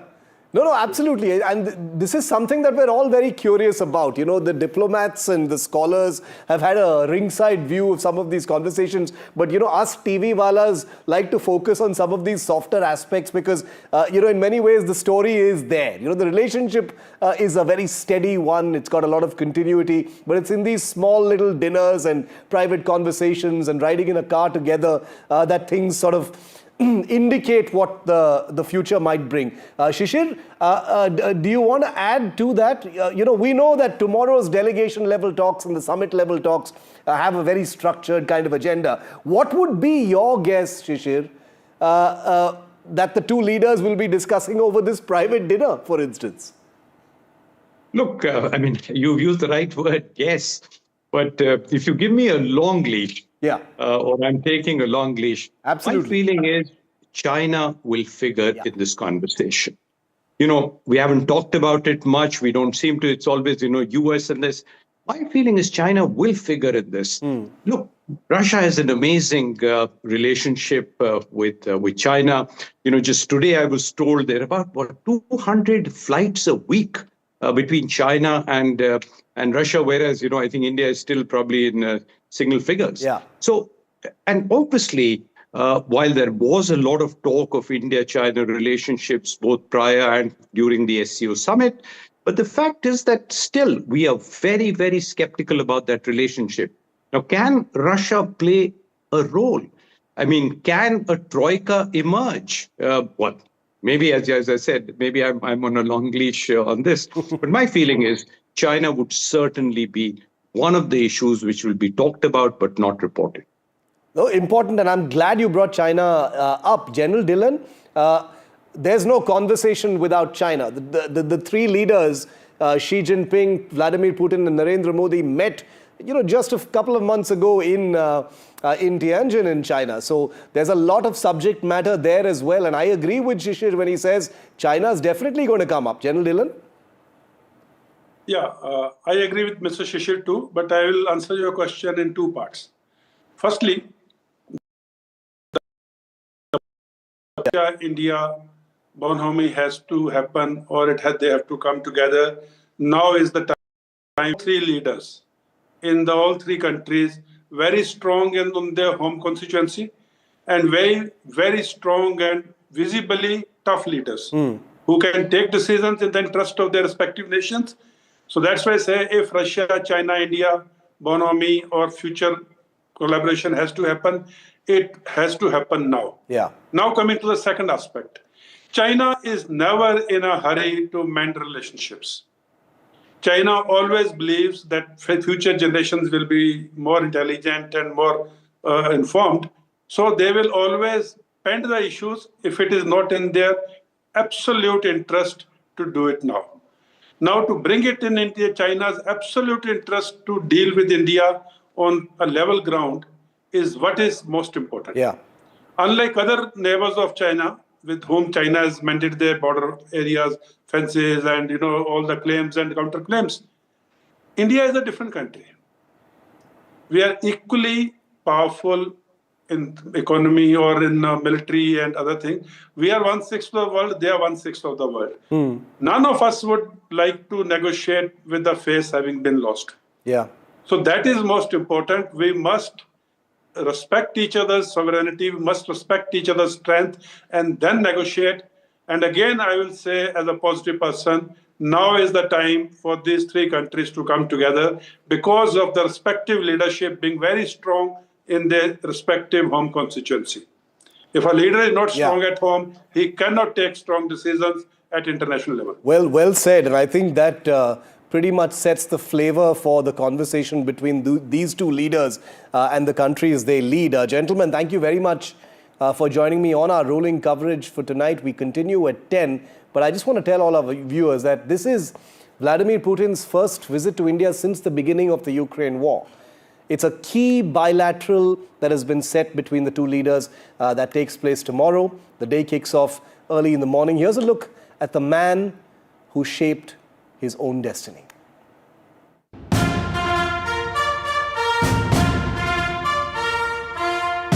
Торжественная церемония Вступление Владимира Владимировича Путина. He emerged from obscurity to become the undisputed leader of the largest country in the world. From humble beginnings to having his writ hold sway in domed city Moscow, capital of modern-day Russia. Vladimir Vladimirovich Putin never missed an opportunity to mold destiny to his advantage.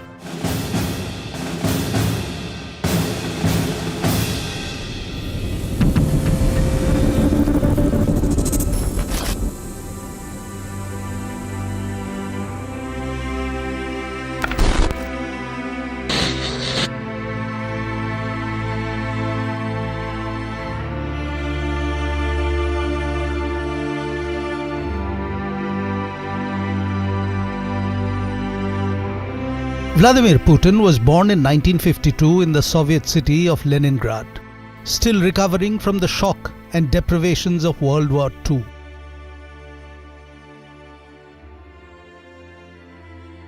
Most of the population had died, 1 million of them starved to death.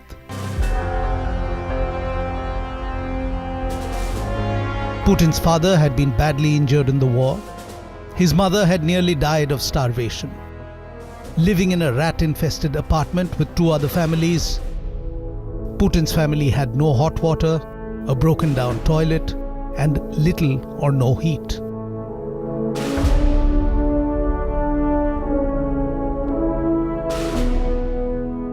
Putin's early life was spent in the Russian Dvor, the tough-working communal courtyard where he learned how to survive by becoming street smart.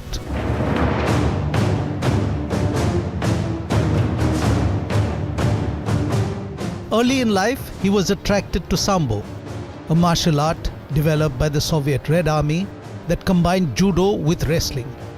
Later, he shifted to pure judo and became a master.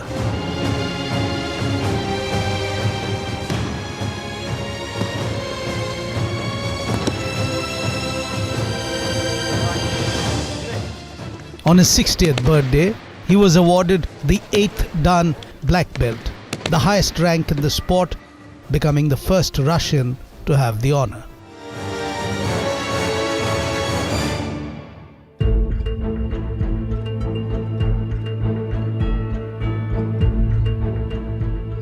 Vladimir Putin studied law at Leningrad State University, graduated in 1975, and immediately joined the Soviet intelligence service, the KGB. He served as a foreign intelligence officer for 15 years before Lieutenant Colonel Putin retired from active KGB service in 1990. He returned to Russia to become Pro-Rector of Leningrad State University with responsibility for the institution's external relations. In June 1991, Putin became a deputy mayor of St. Petersburg and was put in charge of the city's Committee for External Relations. He officially resigned from the KGB in August. And then onwards, his growth in the world of politics gained true momentum.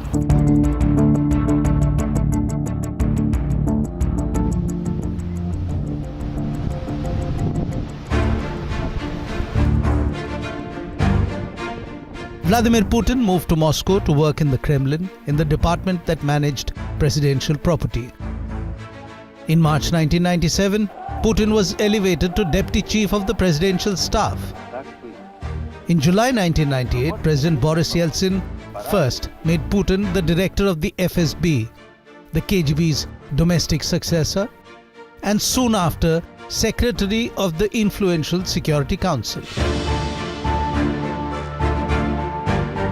Yeltsin, who was searching for an heir to assume his mantle, appointed Putin Prime Minister in 1999. The street kid from Leningrad, who had learned judo to hold his own, was now well on his way to becoming the world player that he was destined to be. Within months of Vladimir Putin becoming Prime Minister, Boris Yeltsin resigned as President of the Russian Federation and Putin became the acting president in his place on December 31st, 1999. При осуществлении полномочий президента Российской Федерации.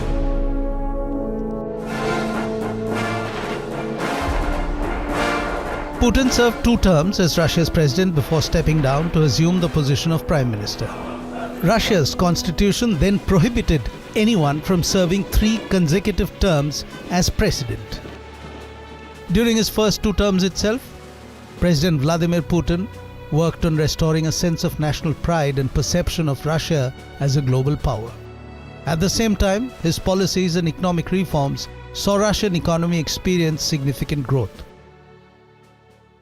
More than 23,000 sanctions levied by the Euro-Atlantic Alliance against Russia. You can sanction a country to bring it to its knees so that the population becomes so dissatisfied that the population achieves the regime change. But it hasn't worked in Russia. Президент Российской Федерации. In March 2012, Putin was re-elected as Russia's president once again.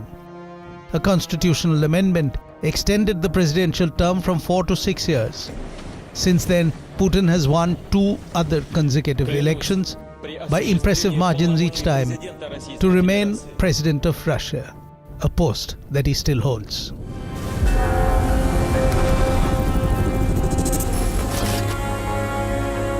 Strong and decisive, Putin has endeared himself to his supporters, within Russia and across the global south, as someone ever willing to challenge the hegemony of Western influence and globalism.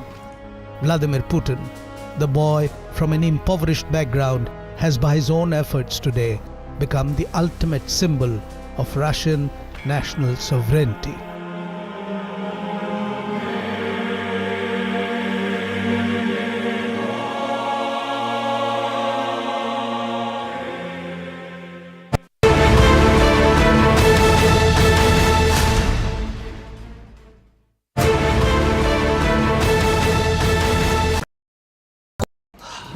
Salute है जी।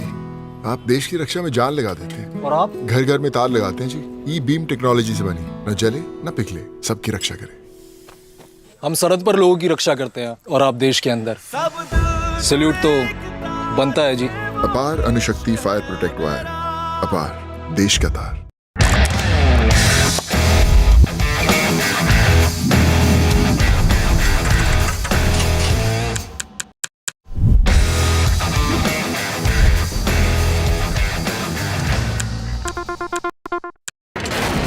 Front lines of Kargil, the fury of Operation Sindhu, so many attacks, the chaos and cries of disaster zones, to fighter jet cockpits, and the world's most defining interviews. It's incredible. He has seen history break, live, unfiltered.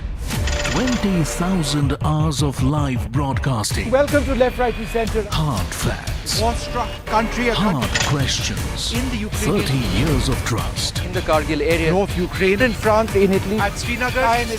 Vishnu Shom for NDTV. Vishnu Shom. Only on NDTV. Across the country. He has tracked the pulse of power from Washington to Korea. Witnessed history being made in global capitals and conflict zones. Brought clarity to complex issues of national security and international affairs. Aditya Raj Kaul, covering international affairs like no one else. Only on NDTV network. The best app to use is the NDTV app.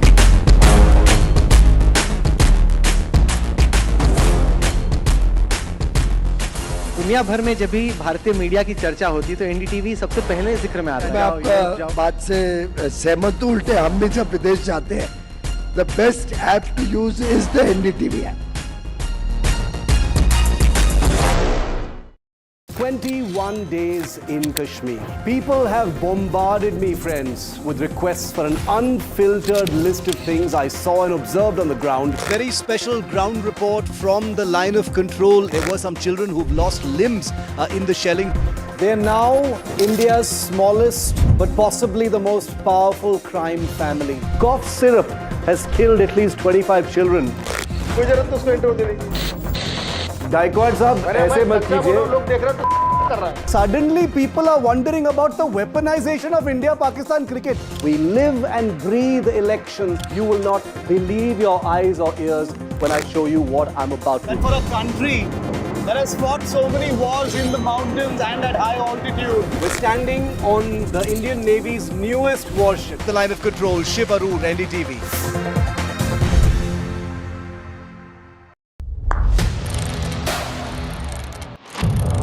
What seems settled for me is unfinished business. So I rewind, I pause, I reflect, I dig until what's buried stands.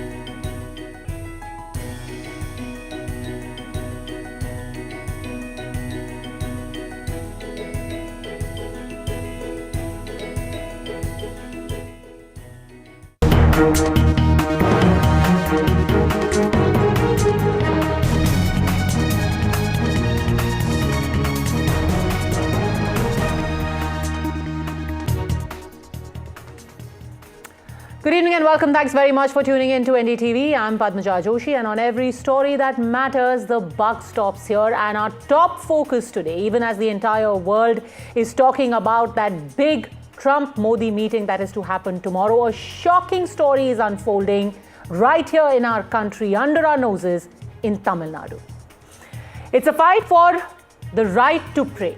And it has put devotees at the Lord Subramanya Swami temple and the DMK government in Tamil Nadu eyeball to eyeball. And today came a massive vindication for these devotees who simply wanted their right to light the Kartigai Deepam festival lamp at the Deepathun stone pillar on the Tiruparan Kundaram hill. The Madras High Court dismissed the Tamil Nadu government's appeal against the order that had allowed devotees to light lamps at the hilltop and called the plea itself one that had been filed with an ulterior motive.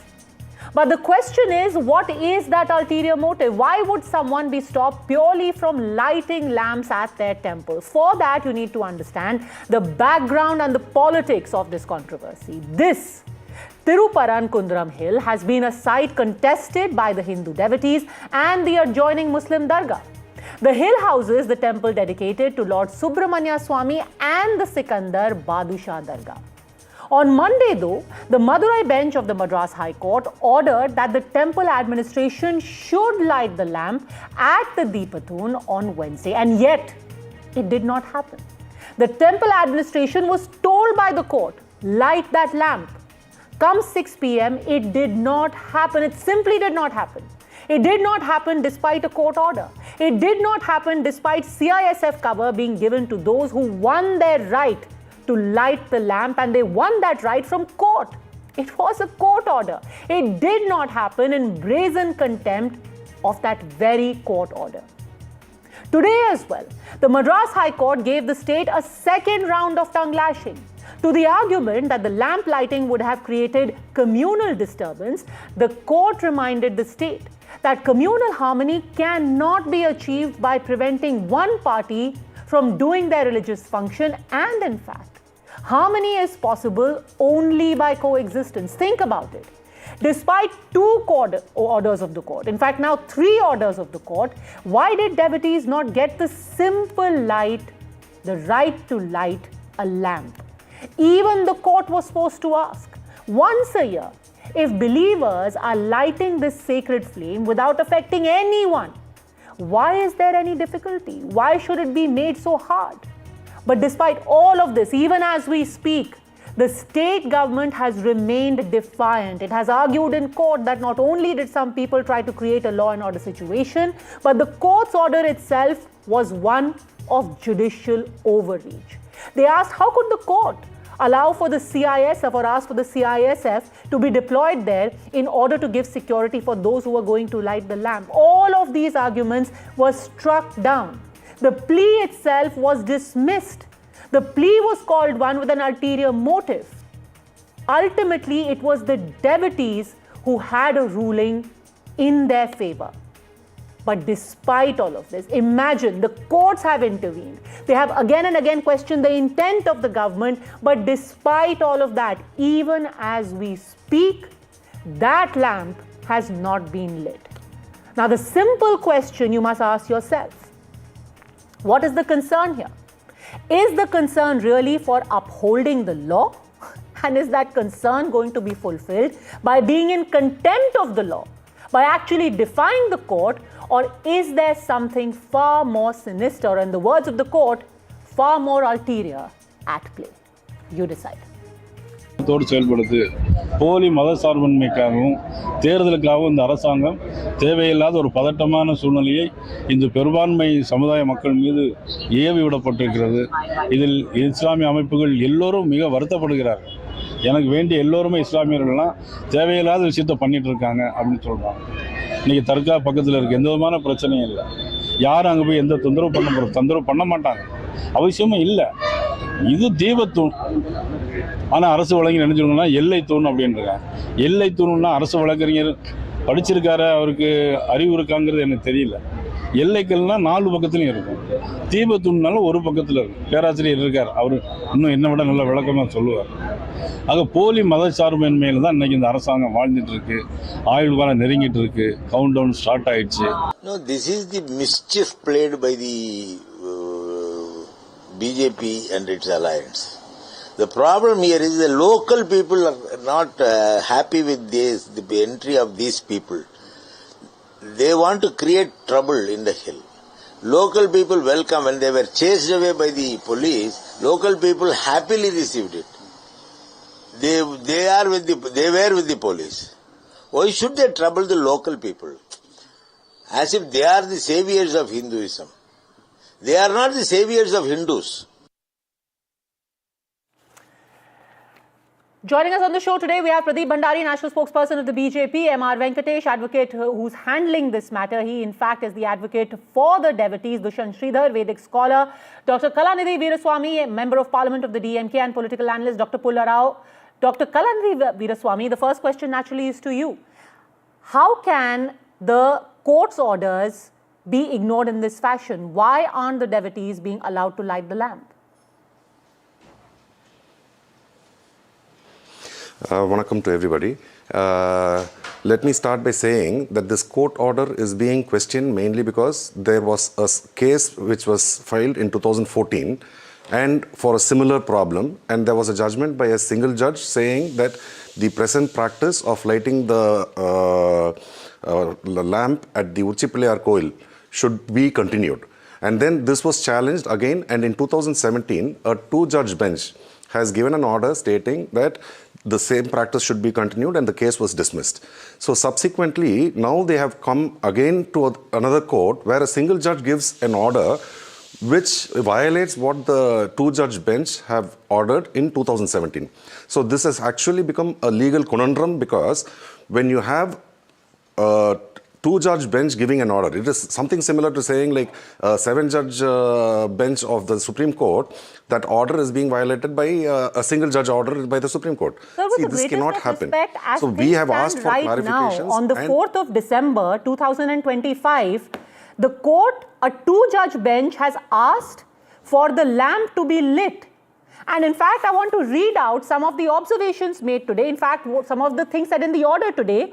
The learned single judge, having found that the state machinery willfully decided not to implement the directions, citing pendency of unnumbered appeal, called upon the assistance of CISF for enforcing the directions. The situation has arisen in which the state police unable to carry out the constitution mandate.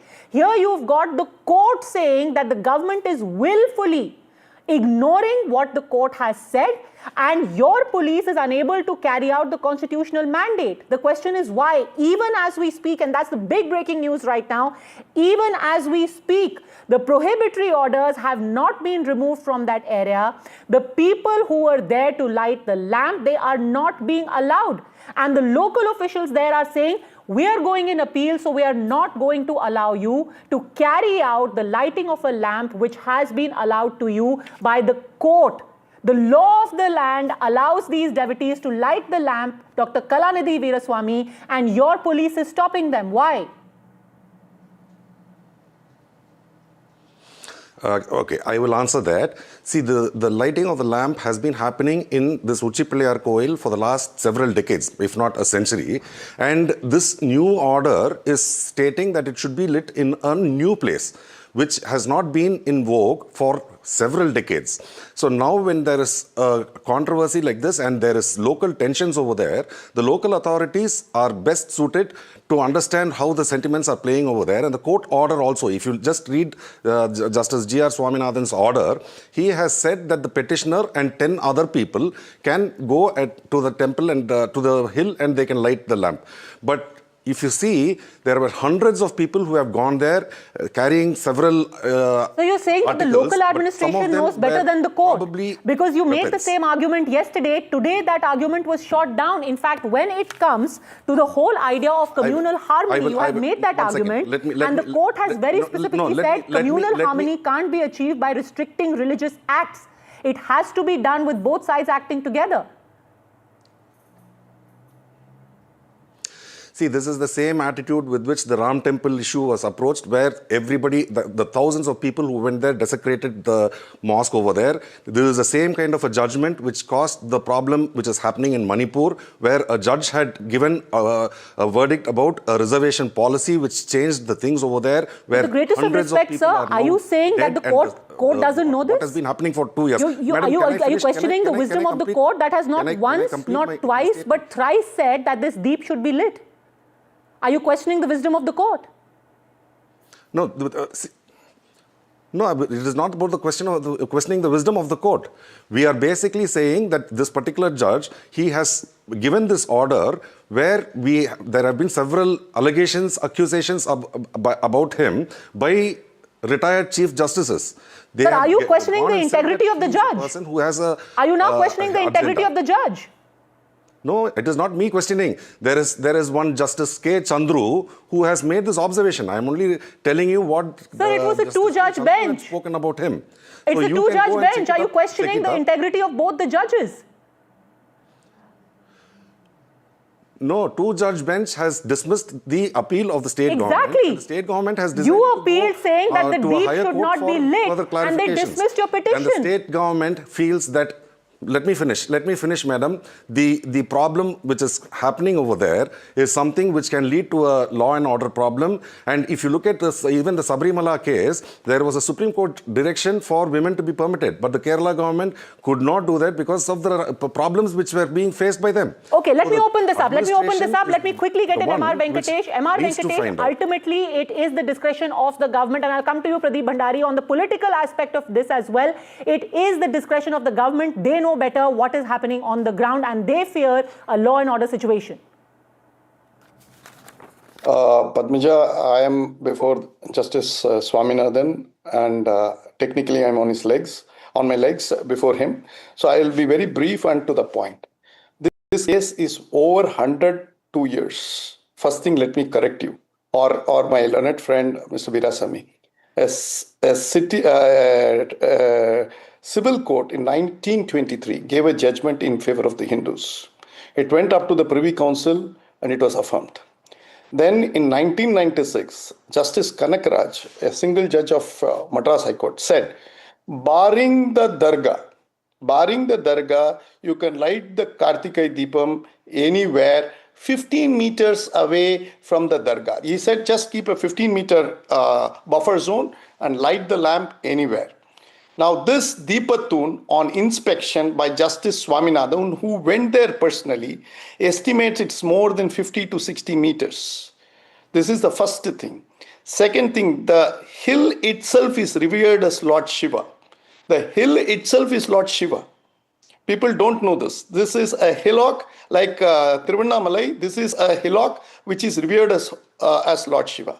The third point, as far as law and order is concerned, yesterday 144 was section 163 BNSS, which corresponds to 144 CRPC, was invoked by the collector, and that was quashed today when the police commissioner of Madurai appeared before his Lordship Justice Swaminathan. And yesterday, on that order of Justice Swaminathan, Justice Jayachandran's bench agreed with Justice Swaminathan's assessment that law and order will not break down. Please understand this. And why it will not break down is 1994 as well as in 2013, the Dargah committee has given an assurance in writing that they welcome the lighting of the lamp at the Deepatun. It is not the Muslim, there is no Hindu-Muslim problem. The problem is with these secularists.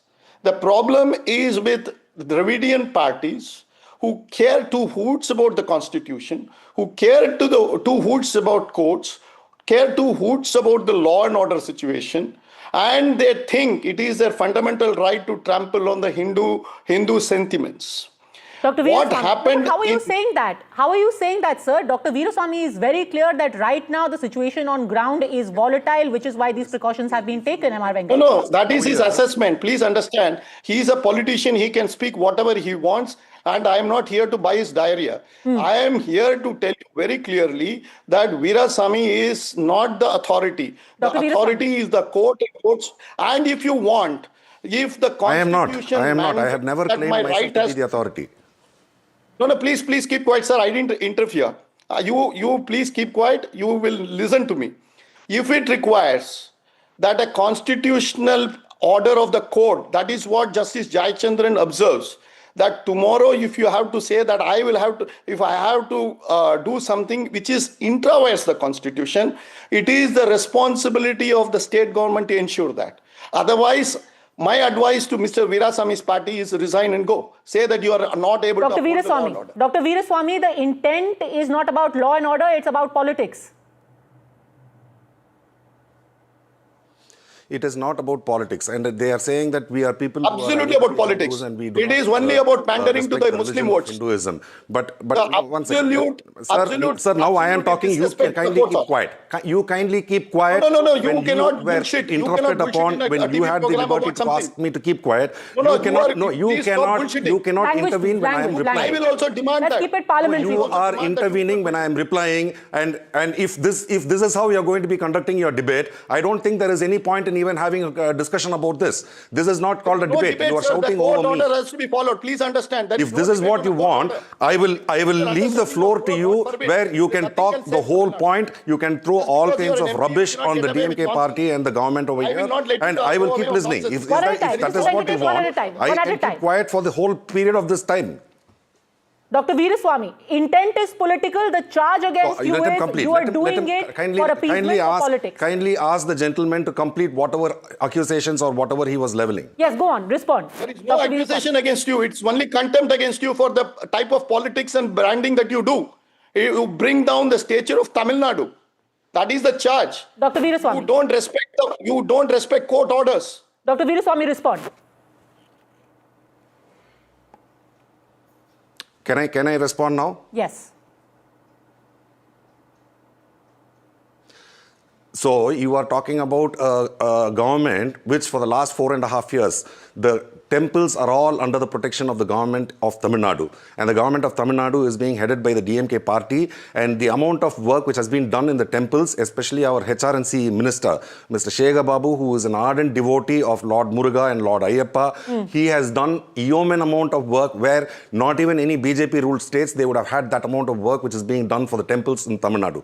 And the extent of work which has been done is being belittled just for political reasons. The earlier speaker, Mr. Venkatesh, was accusing this government, and every time there is an election coming up, that is how the BJP party and the right-wing people, they start throwing accusations and trying to create some kind of why ruckus. would repeatedly the court shoot down your arguments? That is the basic question. Had it just been about the BJP going to court, and are you, Pradeep Bhandari, trying to create another Babri-like situation like Dr. Veeraswamy is saying? You are trying to yoke your wagon to another religious cause. He's mentioned the Babri. Padmaja, on your show, the DMK panelist openly criticized the Supreme Court's order for saying that Ayodhya Prabhu Shri Ram's Janbhoomi is Prabhu Shri Ram's Janbhoomi, a grand temple should be made. So till date, the pseudo-secularist and the appeasing DMK, which called Sanatan as dengue, malaria, AIDS, is not able to digest the fact that Hindus have a grand Ram temple following the constitutional process at Ayodhya Ram Mandir. And this is the exact mindset that they are applying by not allowing the Deepam to be lit at the Deepotsam. That's exactly what they're saying, that you're trying to turn Madurai into the Ayodhya of the South. That is exactly the allegation. Well, the truth of the matter is, Padmaja, that Hindus have submitted themselves to the writ of the law. And what did the DMK government give them in return is the lathi. Can you please tell me which court, what is the law? What does the constitution say? That a Supreme Court or a High Court order has to be implemented in letter and spirit by the state government. The duty of the state government is to ensure that law and order situation is maintained. But there is a larger conspiracy here. DMK government purposely ensured that the law and order situation was not maintained so that they could impose Section 144 and prevent the Hindu devotees from following their faith after the order of the Madras High Court. So what the DMK government here has done is they have imposed a cost. They have imposed a cost on the Hindus for practicing their constitutional right under Article 25. Because if yesterday 1,000 Hindus were going there to light the Deepam by lathi charging and imposing Section 144, they are ensuring that not 1,000 but 900 go.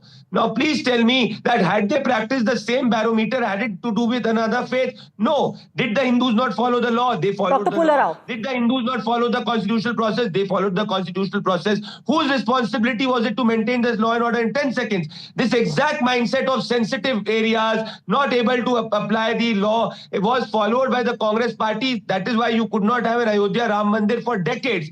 The same anti-Hindu mindset is followed by the DMK, where the Hindus are treated as second-rate citizens. Despite the court order, they are not able to practice their faith. This is the breakdown of the constitutional machinery. Dr. Pulara. Have they applied the same principles for any other faith? After Mr. Sridhar, because they know that I can comment on each one. No, Dr. Pulara, you please respond to this, that this is trying to do vote bank politics. It's as simple as that. Well, let me tell you, all legacy issues are very painful. You know, many of us who are very faithful, who believe in the Hindu faith, these are legacy issues which we have to tread very carefully. I appreciate Mr. Venkatesh's fight, and also I have nothing against it. He has done a great fight. He has won a court battle. That's the way things should be. But this is, I may say, with some experience or something, this is a legacy issue. We should handle it very carefully. Sir, it is not a legacy issue. Now it is a legal issue. It is a legal issue. Let's be absolutely clear. And let's keep Pradeep Bhandari, M.R. Venkatesh and Pulara on the screen, please. Let's be absolutely clear on this bogey that is being perpetuated right now. The court in its order has said, and I think it's important for the viewers to know this, the court has said clearly, lighting the lamp at the lower peak will not affect the rights of the Dargah or Muslims in any manner. So whoever is saying that a communal cauldron is bubbling over there, the court is clear. There is no communal danger over there. The court is not going by press reports. The court is going by that law. The court is not competent to decide what's going on the ground. They're given the law. The court is not competent? Fair enough. The court is not competent? Pradeep Bhandari, the court is not competent? Agency that the police has to ensure. One minute. The DMK government is creating situation on the ground so that they get an alibi to not implement the court order. This is exactly what the Congress party did for decades by not allowing the Ram Mandir to come. I don't. You say it is a sensitive area. Some manners. This is exactly the same mindset. I don't want to hear your voice. I will not. Enough. No. You spoke enough. What do you know? You cannot. You speak the law. Let me talk. You speak the law. What are you lecturing me for? What are you lecturing I me will for? lecture Are you because of you. You're not You know what competent. the court said Don't and I make quote the allegations. court. You're a Harmony paid doesn't mean blocking spokesperson. rituals. No, you can't You know, interrupt. Dr. Pulla Rao, the reason why this needs to be called out, and it needs to be called out in all stark detail, is because the way things have happened since the beginning of this week, it just reeks of impunity. Let me give a little bit of background to the viewers. First, you had one court order come on Monday. This entire ritual was supposed to take place at 6 p.m. yesterday. It didn't happen at 6 p.m. Then Sunday the devotee said, what's going on? There is no preparation that has been done. Then they said, the court said, okay, you go, 10 people should go and light it, we will give you CISF cover. Then the government said, oh, this seems to be judicial overreach, we are not going to allow this, we are going to appeal against it. That appeal was struck down today. Separately, the court again said, please go and light the Deepam today. We want it lit today. The court was absolutely clear that there is no communal harmony that is going to be disturbed, that in the name of communal harmony, people cannot be stopped, one side cannot be stopped from the practice of their religion. And more importantly, because the 6 p.m. deadline yesterday was missed, and in what way possible? When the court asked, why did the Deepam not get lit at 6 p.m., the Temple's council actually said, we were unable to reach the executive officer responsible for carrying out the directive. That is the impunity with which people have functioned. You simply said, we couldn't reach him. Why? Was he in the jungles of the Amazon? Could he not be reached? Could you not call him? Could you not send a fax? Could you not call one of his associates? You simply cannot reach him, and you basically cocked a snook at the law, and that's not us saying it, it's the court which has used those words. Now let's come to the point, Dushyant Sridhar, of the larger legacy issues that are being made. It's being argued if for 100 years you had no problem of this particular contested area having the Deepam lit, why are you waking up suddenly? Are you trying to create trouble? Are you trying to foment passions in Tamil Nadu? Dushyant Sridhar. Namaskaram Padmaja, and namaskaram to all my fellow panelists, and namaskaram to the viewers who are watching this show.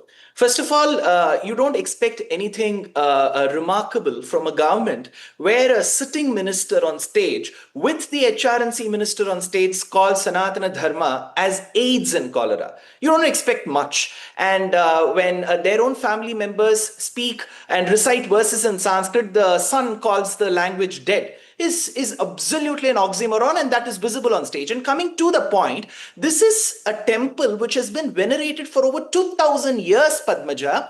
We have the Tamil, the language, the Tamil, which was formed in Madurai and which was nourished by Shiva, who is the principal deity. Skanda, Muruga is the deity who developed the Tamil language. And for all that facade that we are protectors of the Tamil language doesn't find any mention here, because you're taking away the rights of a beautiful festival, of the Tamil festival, for a Tamil god on a day when devotees are happy. So they don't have respect for the language Tamil. They don't have respect for the culture and the festivals that we all celebrate as Tamilians.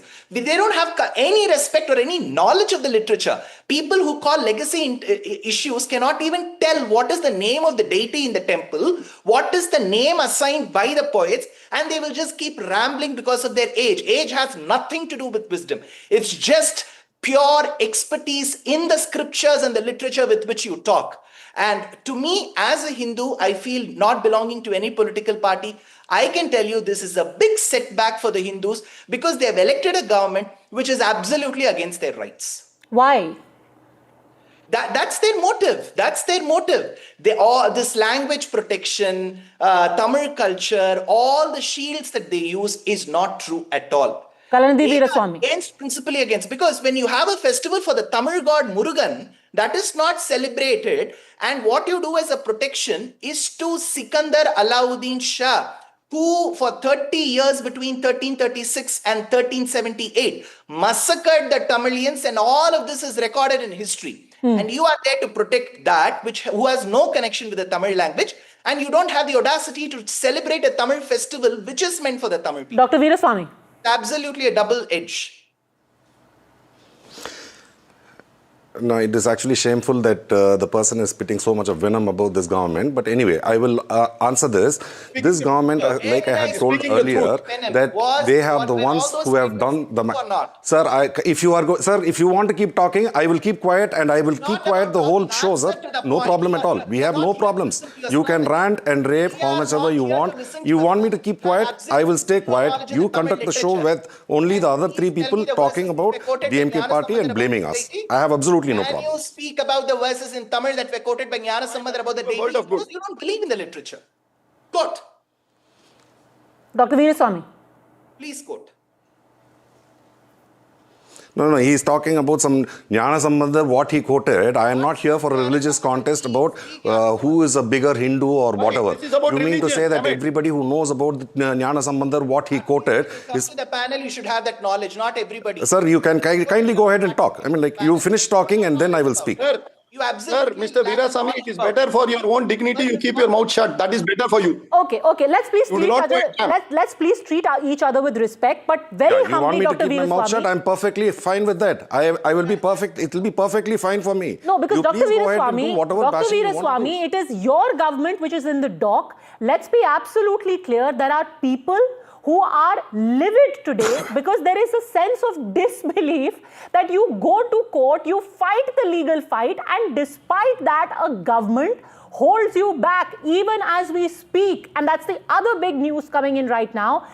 People who were gathered there to light the Deepam, they thought that finally, after 3 separate court orders, they are finally going to be given right of way. They have been detained. Let's fire that breaking news. They have all been detained. They have been picked up by the police because the prohibitory orders, the order was that the lighting of the Deepam should be allowed, but that permission has not been given by the state. Amid that entire court drama, the government remains adamant. There is a sense of what is going on. People are messaging right now. People are calling and saying, we are at our wit's end. Let's quickly listen in to what happened at that moment.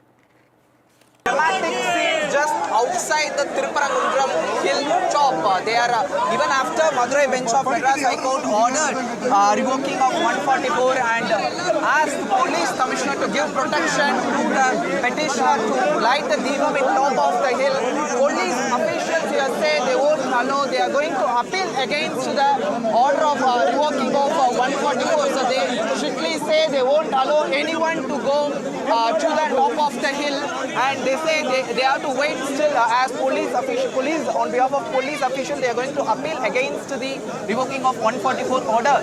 You know, there was a legal argument between the temple administration, between the state government and between the state government and the petitioner side. There was a argument where the temple administration told that here it would create a chaotic situation, law and order situation if we allow to yesterday there was a scenes in Tirupparamundram where the barricades were broken, scuffle was happened. How do you see the overall developments in Tamil Nadu? Overall Tamil Nadu, there is no problem. Because of only the Chief Minister of Tamil Nadu creating the problem. Yesterday it will be allowed, but it will be very smoothly. But this situation is created by the Tamil Nadu government. But DMK say... Dr. Veeraswamy, people picked up, people detained. Why? Yeah. Okay, if I were to understand this, the G.R. Swaminathan's judgment was very clear, saying that petitioner and 10 other people could go and light the lamp. But here we are talking about hundreds, if not thousands of people who were there, and there was a fear that there may be a law and order problem, and you already know that 2 police have been beaten up and they have been injured. So when this kind of a tense situation is existing over there, the ground situation is something where the local administration, even if there is a court order, they know pretty well that they are going to be facing contempt of the court, and they probably are going to be even penalized for this. So they are the ones who will have the best judgment to decide about how to handle a crowd of thousands of people. Weapons in their hand, and it's a law. Yes, sir, if you want to keep talking, I told you earlier, if you want to keep talking, you please go ahead and keep talking. I will keep quiet the whole show. You should keep quiet, because you are a Hindu-hating man and your party is a Hindu-hating party which is not implementing the court order for its Hindu hate and minority vote bank politics. Were they carrying weapons in their hand that it's a law and order problem? What were they doing that it's a law and order problem? Can you please tell me? Devotees going to light a diya is a law and order problem. Dr. Will you apply the same principle? How is it a law and order problem? No, he is the one who said you have to keep quiet. So I don't know what he wants me to do. Whether he wants me to answer him or he just wants to keep shouting and creating a ruckus over here. I want your government to allow Hindus and implement the court order. What is the That need? is what I want. Follow the letter and spirit of the Indian Constitution. Like I said, that the local administration are the best judges. So you talk so much about the court order. There was a Supreme Court order about the Sabarimala case where they said that women should be permitted to go and visit the temple there. But from 2018 to date, it has not been implemented. Why are you not fighting against it and going against the government over there? You know pretty well that the sentiments of the local people over there will create a law and order problem. That is exactly what will happen over here as well. See, the BJP is only looking at opportunity where you will create a law and order problem. Come elections, you immediately take the religion card and you will make a big ruckus of this, and you talk about Sanatan Dharma, saying that Sanatana Dharma is something which the DMK is against. You call Sanatan Dharma as dengue, malaria, AIDS, Mr. Veeraswamy. Your party wants to consolidate a vote bank. It failed nationally. Quiet and just shut up and listen to what I am saying when I am speaking. If not, you tell me. I will keep quiet. You decide what you need. Do you want answers or you just want to keep ranting? No, I want you to implement the court order. And keep I want you. Quiet. No, you need to tell. Were they carrying weapons? Were they carrying swords? What was the initial evidence and the investigation that you had that it's a law and order problem? Conducting your debate, I see no point in having this kind of a debate with a person who jumps in every word I speak. He wants to jump in and create a ruckus, and they want to talk about religion. Hindus also are following the law, sir. In another 6 months they have elections.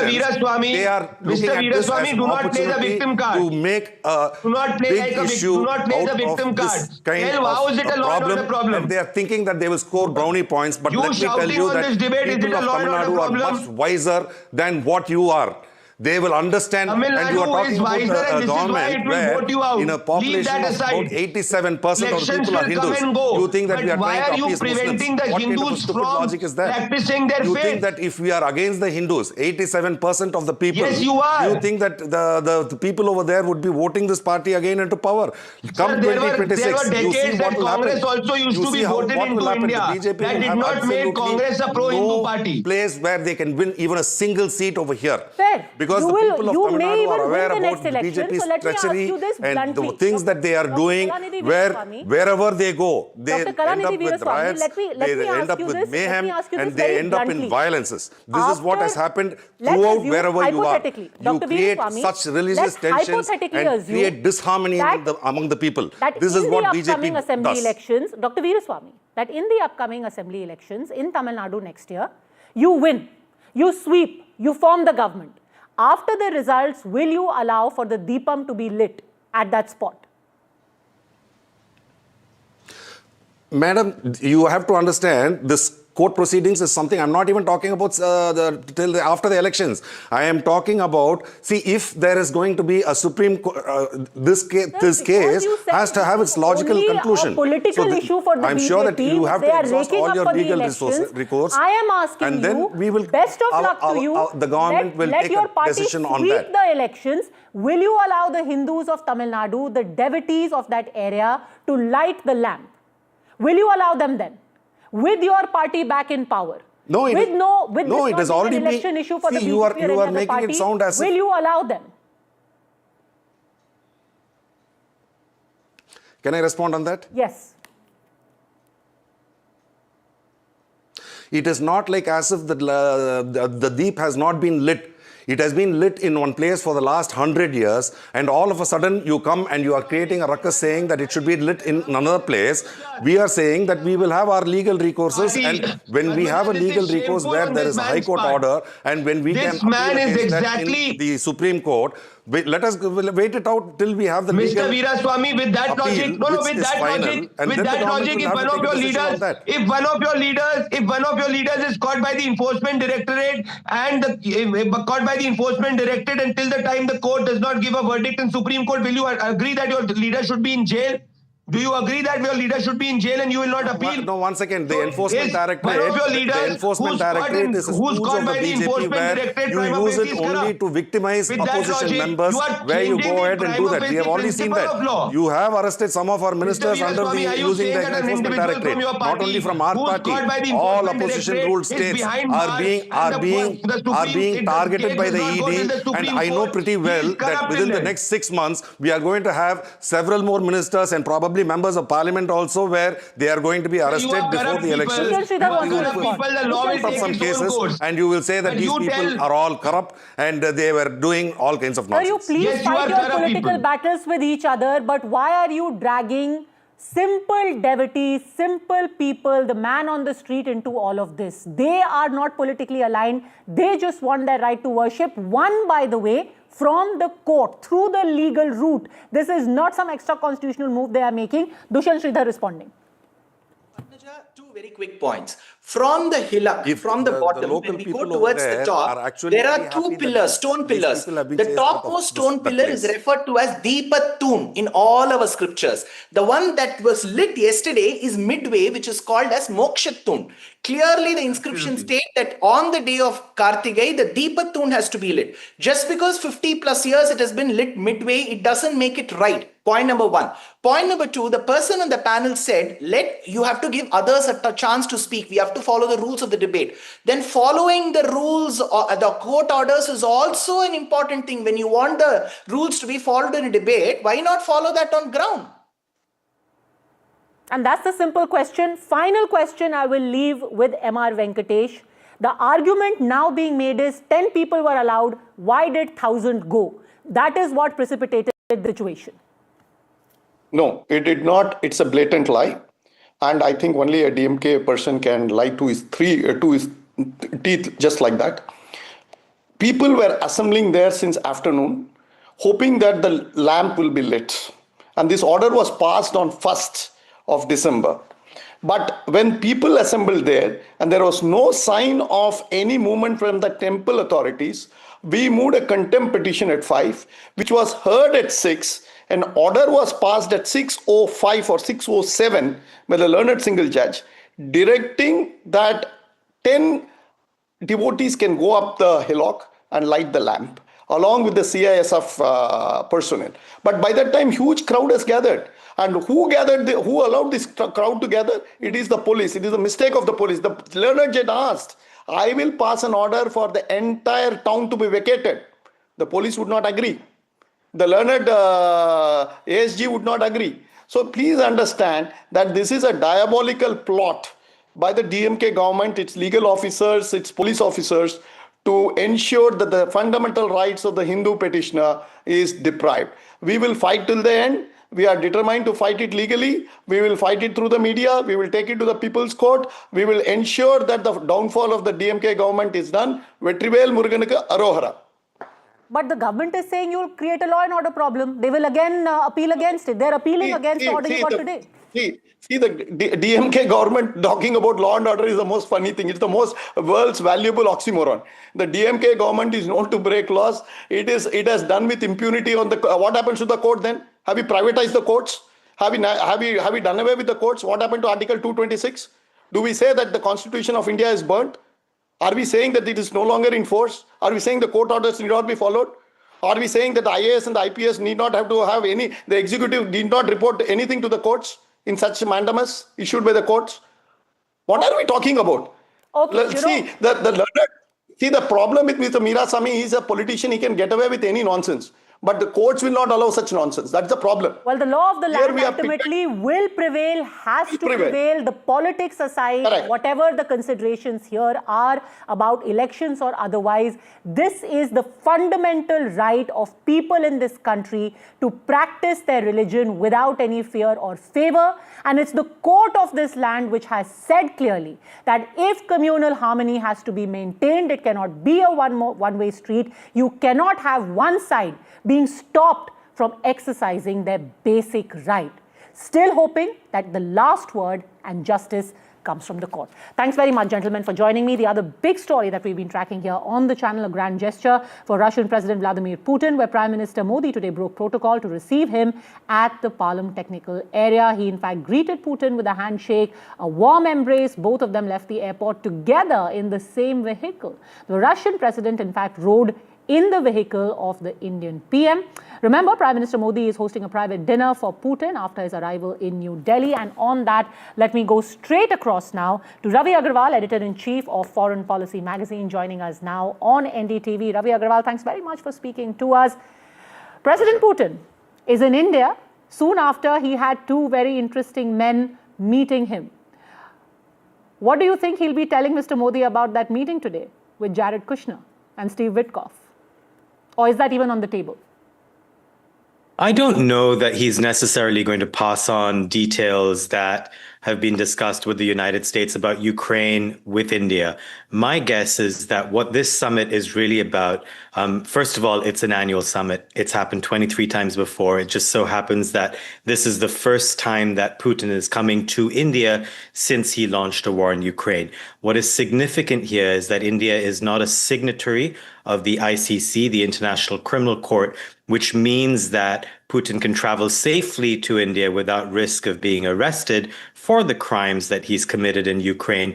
Crucially here, I think a lot of this visit is about symbolism for Putin. He wants to show the world and also the people back home in Russia that he can travel around the world. He is not a pervert, that despite the best efforts of the West to isolate him, to sanction him, he can get around. So the scenes that we're looking at on your screens right now and that have been broadcast through today and tomorrow, very important for Putin. For Modi, however, it's quite different. He has to balance this sort of high wire act of hedging bets between Russia and the United States. Is it also a message to China that India is also a counterbalance in this region for Russia?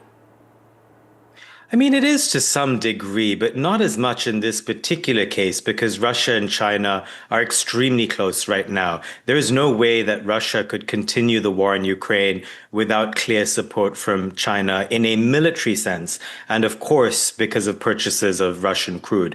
India is different in this regard. I mean, of course, it does buy Russian military hardware, but Russia's not depending on India to survive.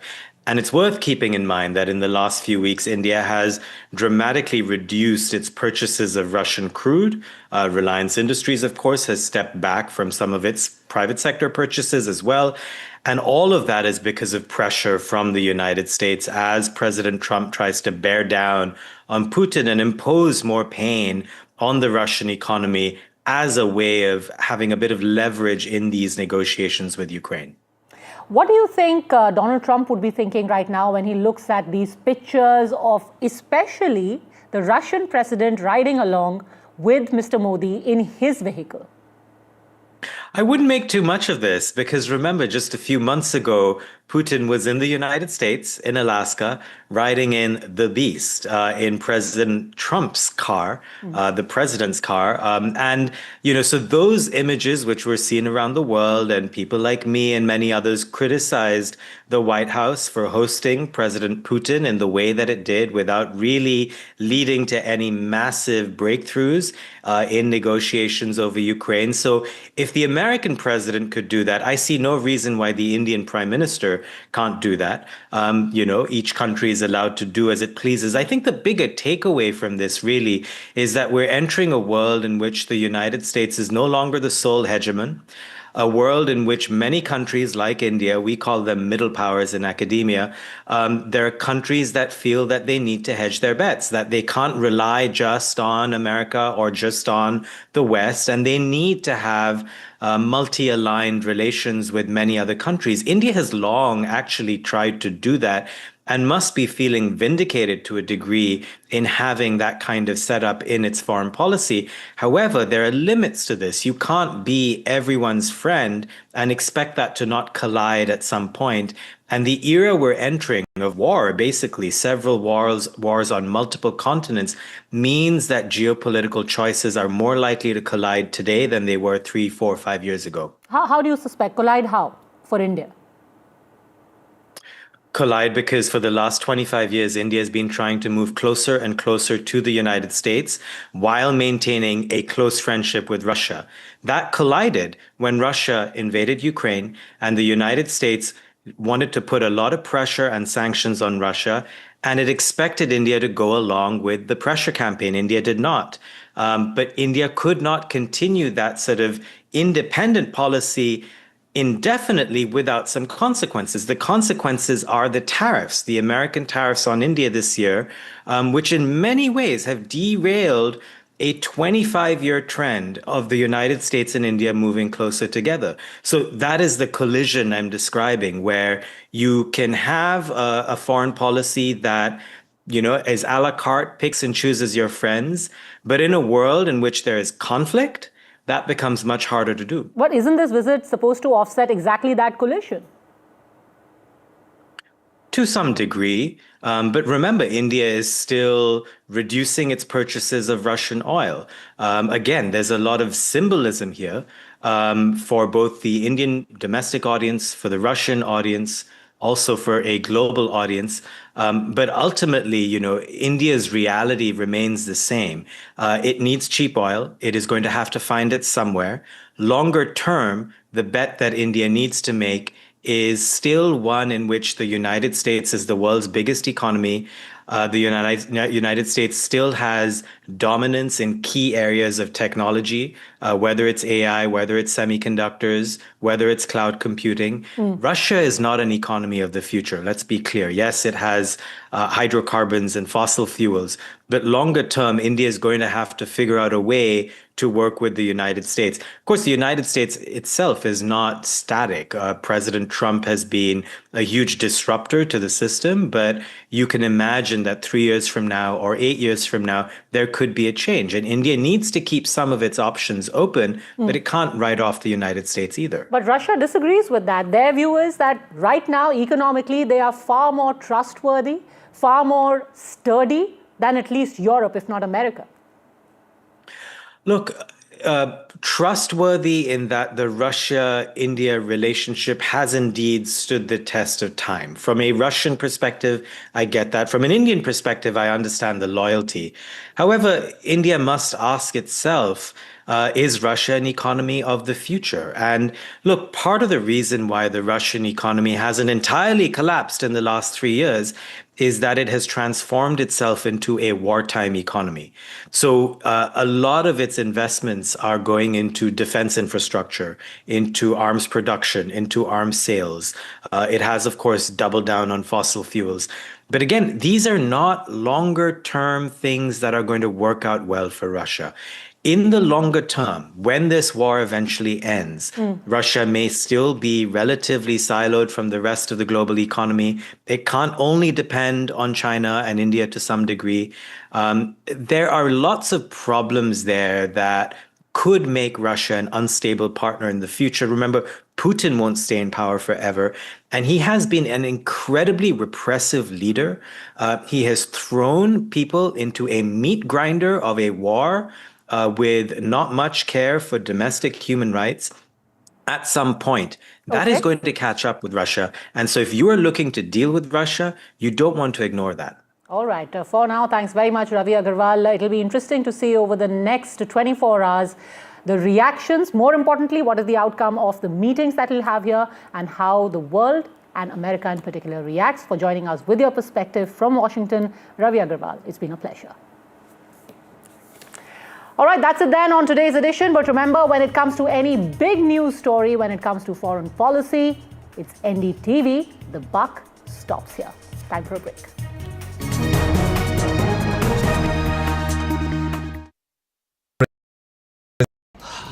Salute है जी, आप देश की रक्षा में जान लगा देते हैं और आप घर घर में तार लगाते हैं जी। ई बीम टेक्नोलॉजी से बनी, न जले न पिघले, सबकी रक्षा करे। हम सरहद पर लोगों की रक्षा करते हैं और आप देश के अंदर। सैल्यूट तो बनता है जी। अपार अणुशक्ति फायर प्रोटेक्ट वायर, अपार देश का तार। Two world leaders, one crucial meet. Putin says Namaste India. The bonhomie, the Big Bang deals. Bharat और रूस हमेशा कंधे से कंधा मिलाकर चले. Strategic shifts and the global impact. NDTV tracks the high-stakes handshake. Modi-Putin summit on NDTV 24x7. Pulling us into this country. They argue, I conclude. They deflect, I drill down.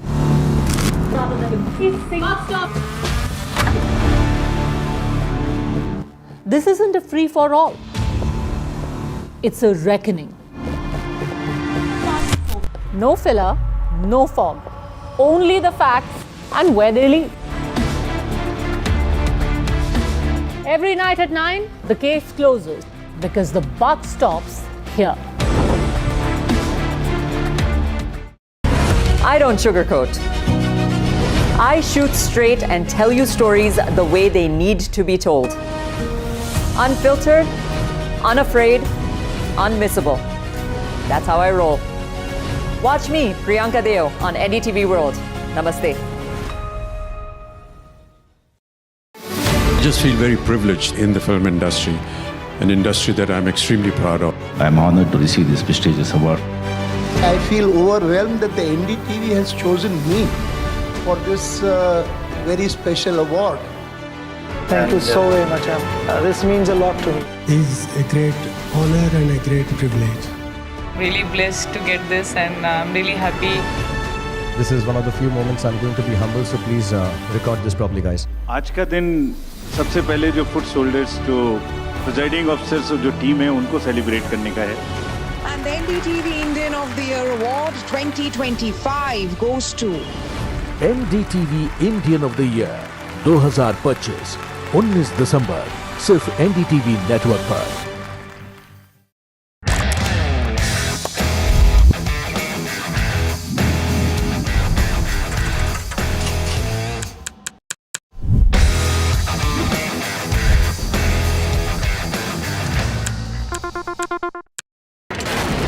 Front lines of Kargil, the fury of Operation Sindhu, So many attacks, the chaos and cries of disaster zones, to fighter jet cockpits, and the world's most defining interviews. It's incredible. He has seen history break, live, unfiltered. 20,000 hours of live broadcasting. Welcome to Left, Right, Center. Hard facts. War-struck country. Hard questions. In the Ukraine. 30 years of trust. In the Kargil area. North Ukraine. In France, in Italy. At Srinagar. Vishnu Shom for NDTV. Vishnu Shom. Only on NDTV. Across the country. He has tracked the pulse of power from Washington to Korea. Witnessed history.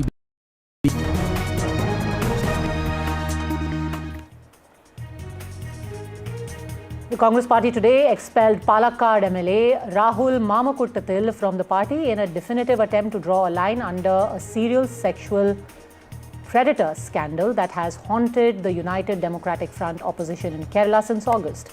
The decision came close on the heels of a district court in Thiruvananthapuram rejecting the MLA's anticipatory bail plea in a rape and coerced termination of pregnancy case based on a complaint filed last week by an acquaintance of his. Trinamool Congress today suspended its MLA Humayun Kabir, who had given a call for constructing Babri Masjid on the 6th of December in the state's Murshidabad district. Trinamool Congress leader and States Minister Firad Hakim said that he was suspended by the disciplinary committee of the party for his anti-party activities.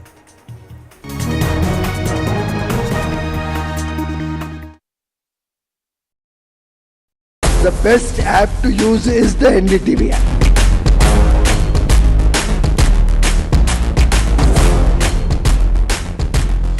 दुनिया भर में जब भी भारतीय media की चर्चा होती तो एनडीटीवी सबसे पहले जिक्र में आता है। मैं आपका बात से सहमत हूं, उल्टे हम भी जब विदेश जाते हैं, the best app to use is the NDTV app. 21 days in Kashmir. People have bombarded me, friends, with requests for an unfiltered list of things I saw and observed on the ground. Very special ground report from the line of control. There were some children who've lost limbs in the shelling. They are now India's smallest but possibly the most powerful crime family. Cough syrup has killed at least 25 children. Gaikwad sahab, aise mat kijiye. Suddenly people are wondering about the weaponization of India-Pakistan cricket. We live and breathe elections. You will not believe your eyes or ears when I show you what I'm about to do. And for a country that has fought so many wars in the mountains and at high altitude. We're standing on the Indian Navy's newest warship. The line of control, Shiv Arun, NDTV.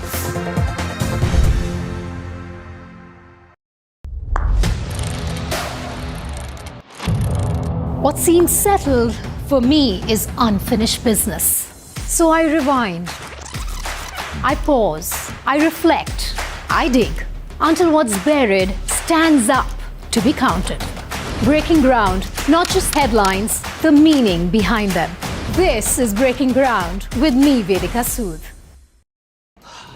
Salute है जी, आप देश की रक्षा में जान लगा देते हैं और आप घर घर में तार लगाते हैं जी। ई बीम टेक्नोलॉजी से बनी, न जले न पिघले, सबकी रक्षा करे। हम सरहद पर लोगों की रक्षा करते हैं और आप देश के अंदर। सल्यूट तो बनता है जी।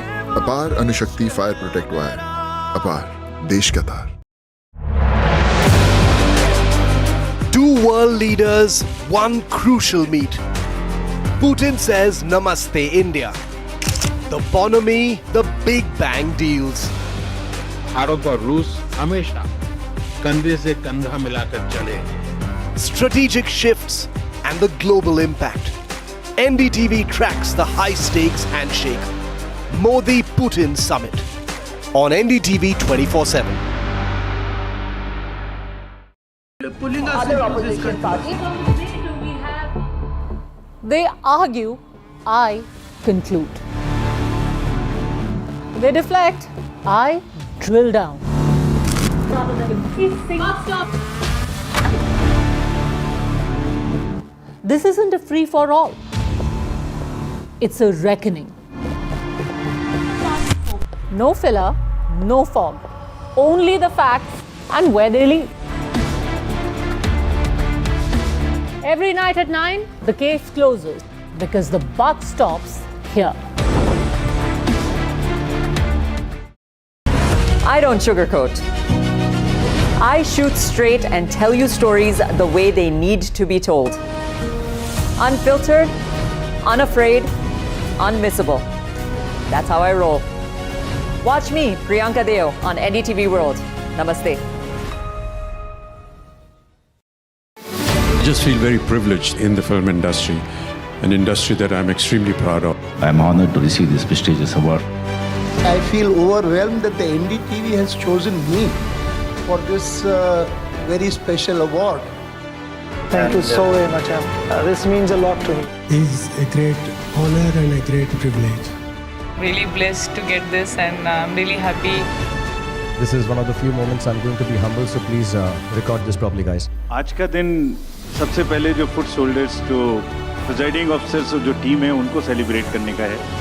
And the NDTV Indian of the Year Award 2025 goes to NDTV Indian of the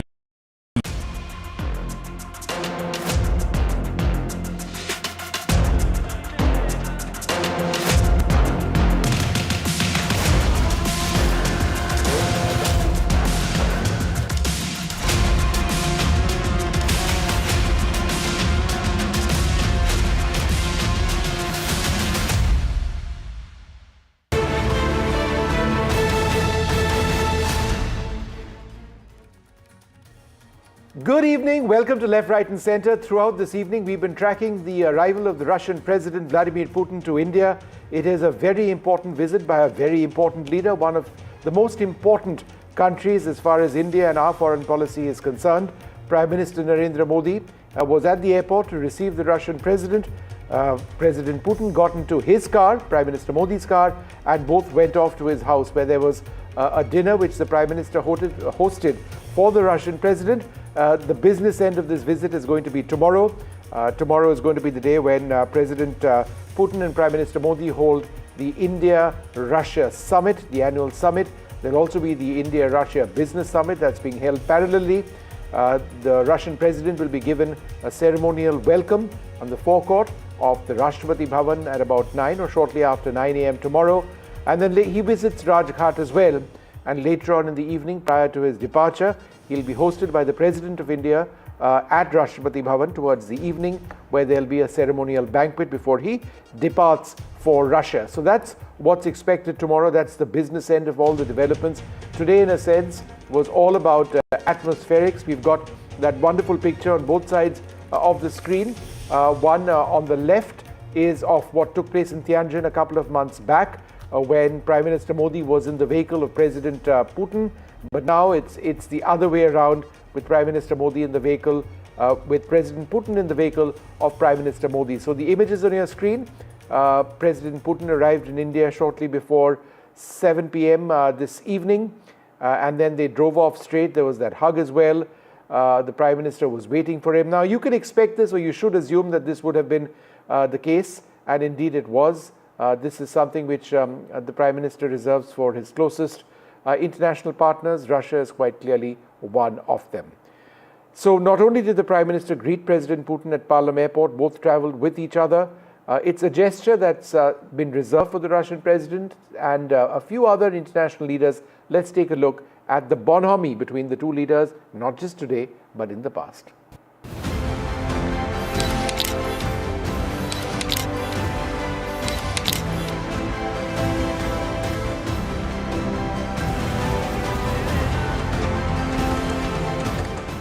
Protocols are formal, friendship is personal.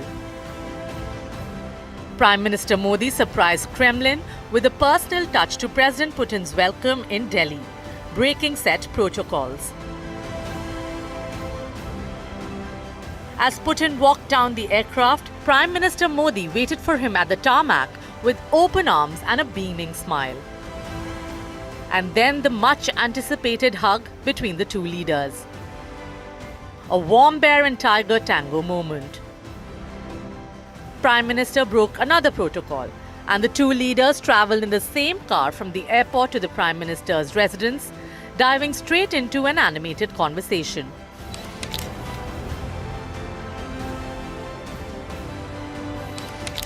Then came the money shot, a selfie from inside the car.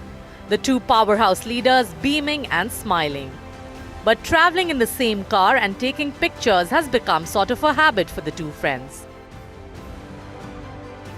Tianjin, just a few months ago, saw the very same moment, Putin giving Modi a ride in his famous Aurus Senat. If Prime Minister broke protocols in Delhi, Putin had waited for 10 minutes for Prime Minister Modi to join him on his ride during the SCO summit. A picture-perfect friendship indeed. NDTV Bureau Report.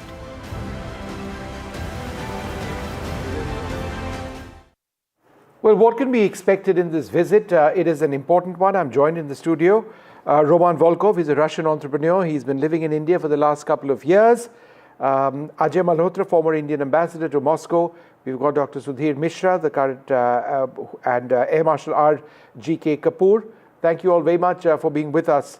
Ambassador Malhotra, let's talk a little bit about trade first, because it's been an unequal trade partnership in the sense that India continues to import much more than Russia does of Indian items, Indian supplies. Of course, Russia is in a war right now, but realistically, by the end of this visit, do you expect that trade imbalance to be addressed substantially?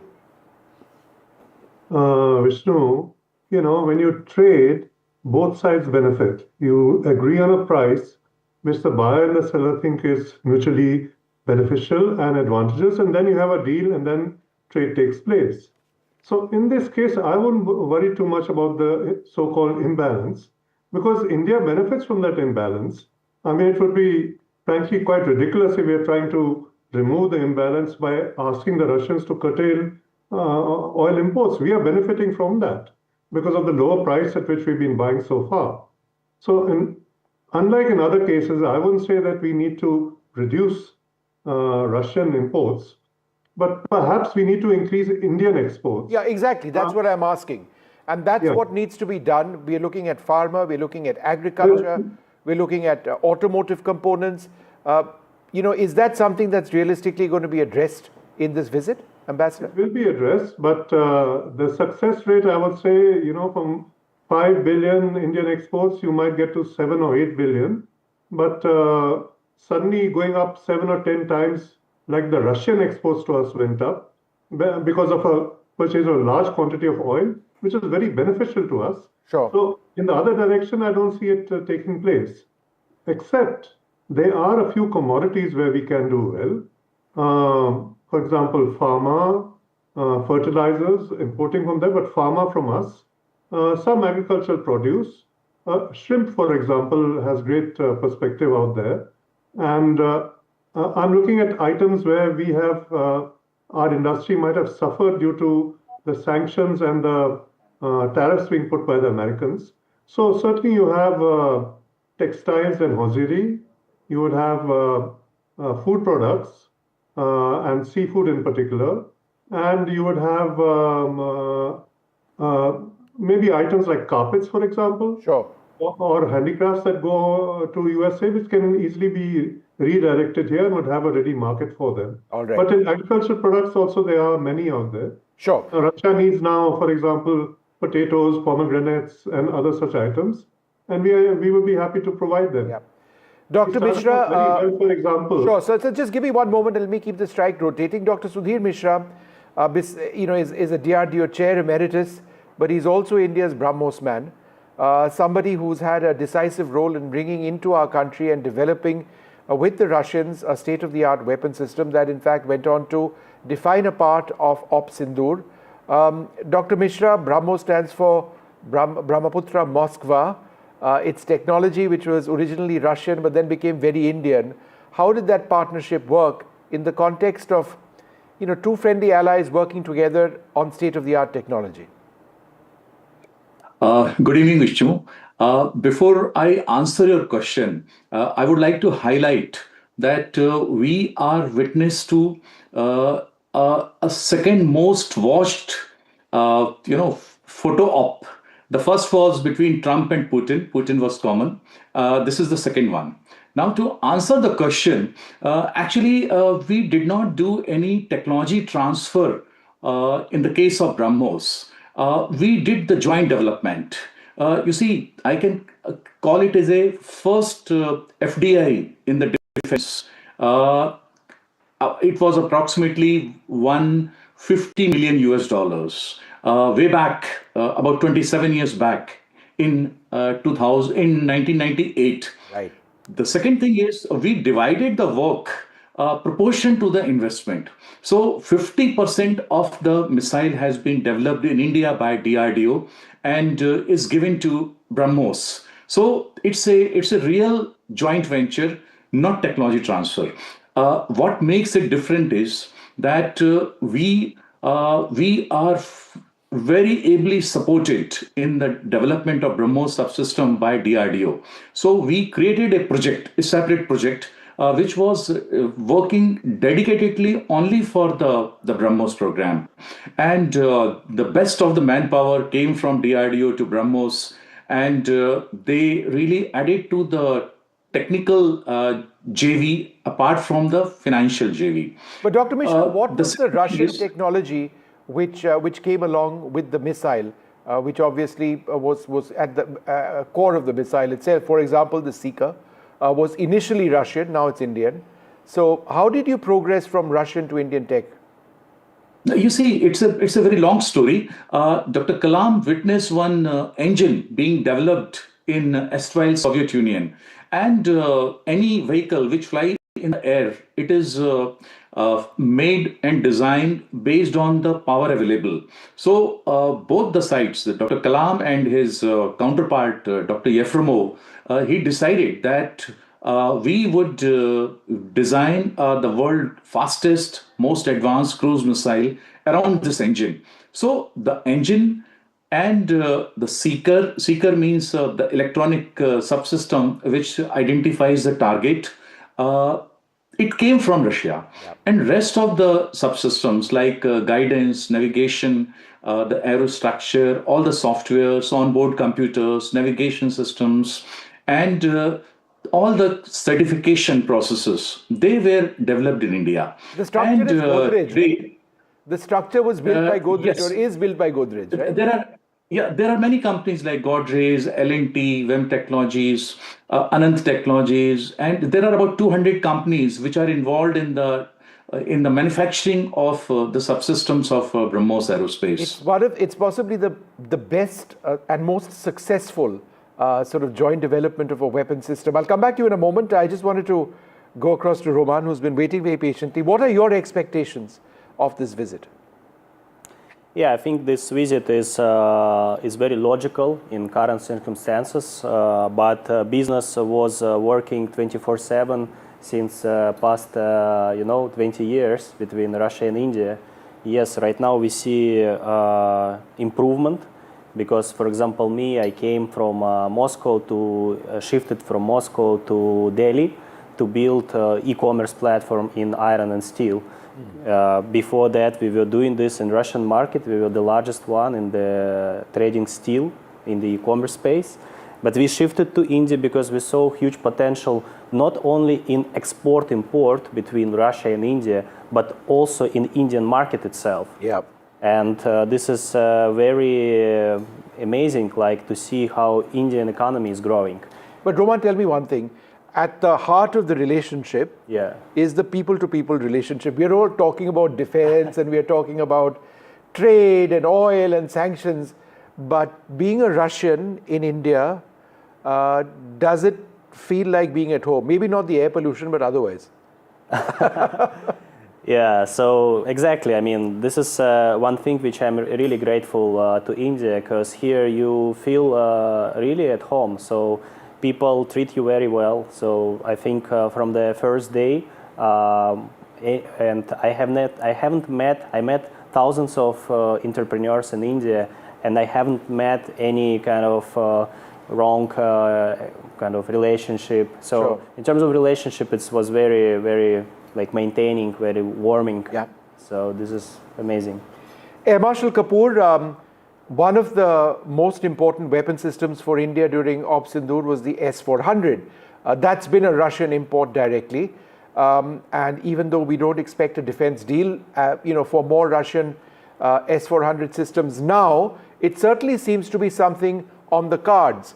Now, this is important for India because our decision to stick to the S-400, despite American pressure, has 110% worked, right? Yes, I think S-400 was the game changer. It got its longest surface-to-air kill ever in the world at about 310 kilometers plus. And so there is no doubt that S-400 is a game changer. It's the best air defense system in the world today, just short of what I would say is S-500. But with the current operational philosophy that we have, which is developing of long-range weapons and long-range strike, I think it is important that India gets more of such weapon systems, at least S-400s. And in fact, two are yet to come. Yeah, exactly. And so those two should be expedited. I think that would be very high on agenda. In addition to probably, I would say, to have some more tech transfer for development of Kusha that we are doing, DRDO. I think this is a great opportunity for two nations to look at some deliverables in co-development and co-production, where India gains in terms of technology transfer, in terms of building up its own technology base to leapfrog into a world standard that awaits us. All right, gentlemen, thanks very much for being with us. Ambassador Malhotra, I'll request you to hang on for just a few moments because I wanted to get your views on what we play out next. In 2002, I had the opportunity of interviewing President Putin in the Kremlin. It took place at 2 in the morning. It was a 45-minute interview. And it just strikes me that some of the key themes that we are talking about 23 odd years later whether it's state-sponsored terrorism from Pakistan, whether it's the proliferation illegally of nuclear technology, of the need for Security Council reform. These are themes, and of course, of Russia's export of its weaponry to China. That's been a factor for us. That remains relevant all these decades later. In a sense, these were important new themes back then. Let's play out that interview and then get a quick couple of reactions. Welcome now to a very special episode of Talking Heads. Joining us for this is the President of Russia, Mr. Vladimir Putin. Mr. Putin, thank you so much for joining us for this very special episode of Talking Heads. We were speaking about a unipolar world and a multipolar world. Do you believe that America's actions against Iraq, at least its stated policy against Iraq, represents a unipolar, hegemonic interest, which is very different from what Russia believes to be the correct course of action? We share the position of our US partners in the sense that we must make sure that Iraq is not developing weapons of mass destruction and has no such weapons in its possession. And although the world has changed, the tools, the international instruments that we used before to improve international relations can continue to be used and should be used and adapted to the present day situation, and they can be further improved. And here what I have in mind is first and foremost such instruments, such tools as the United Nations. But at the same time, we do believe that we should not forget about other hotbeds existing in the world that should pose a certain threat. And one of such concerns, other concerns that we have, is the weapons of mass destruction in Pakistan. We have to have a clear picture of where those weapons are, in what status, in what condition they are, and what will happen to them in the future. And there are also some other regions of the world that we are concerned about, no less than about Iraq. So do you believe that Osama bin Laden is alive in Pakistan, and would you label Pakistan a state sponsor of terrorism? Мы дружим с Индией не против кого-то. We are friends with India, or we maintain our friendship with India not against somebody, but precisely for the purpose of being friends with the country and further continuing our friendly relationship.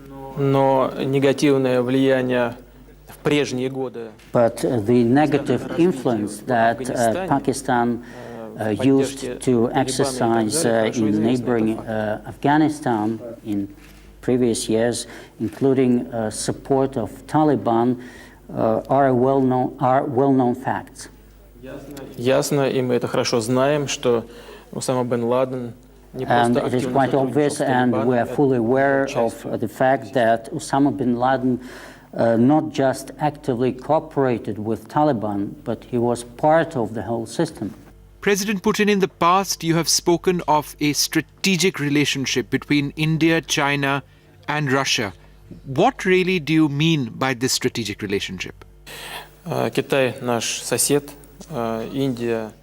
China is our neighbor, and India is one of our major international partners and a country relations with which are of utmost importance to us, and we think that we should try to develop our bilateral relations with each of these countries, because each relationship is of paramount importance for the Russian Federation. Наша позиция заключается в том, что And our position is as follows. We are convinced in the need for positive development of relations between Russia and India, Russia and China China and India. And I think that all the parties concerned are interested in that development, all the parties within this triangle. Вместе с тем, я не думаю, что мы должны At the same time, I think that we shouldn't get ahead of time or move ahead without proper preparation. We should move ahead step by step in a staged way, trying to develop harmonious relations, preparing all the necessary conditions. But of course, our aspiration, overall aspiration, should be to develop our relations in as positive a way as possible. Why then, sir, if each relationship is of paramount importance to Russia, does Russia provide China with weaponry similar to what it provides India, for example, Sukhoi 30 fighters, Kilo-class submarines, advanced destroyers, when Russia is aware that India and China have a long-running border dispute? Россия активный участник рынка вооружений. Russia is an active player in international weapons market, and we are among the leaders in the world in that area, but we are not the first. We are not in the first position in arms sales. There are some countries that sell much more weapons to great amounts than Russia. Это, собственно говоря, рынок высоких технологий. Здесь This is a market of high technology goods, and therefore it is a highly competitive market. У нас с Китаем тоже With China, we also share a very long border, and we too have had our border disputes between China and the Soviet Union then. At the same time,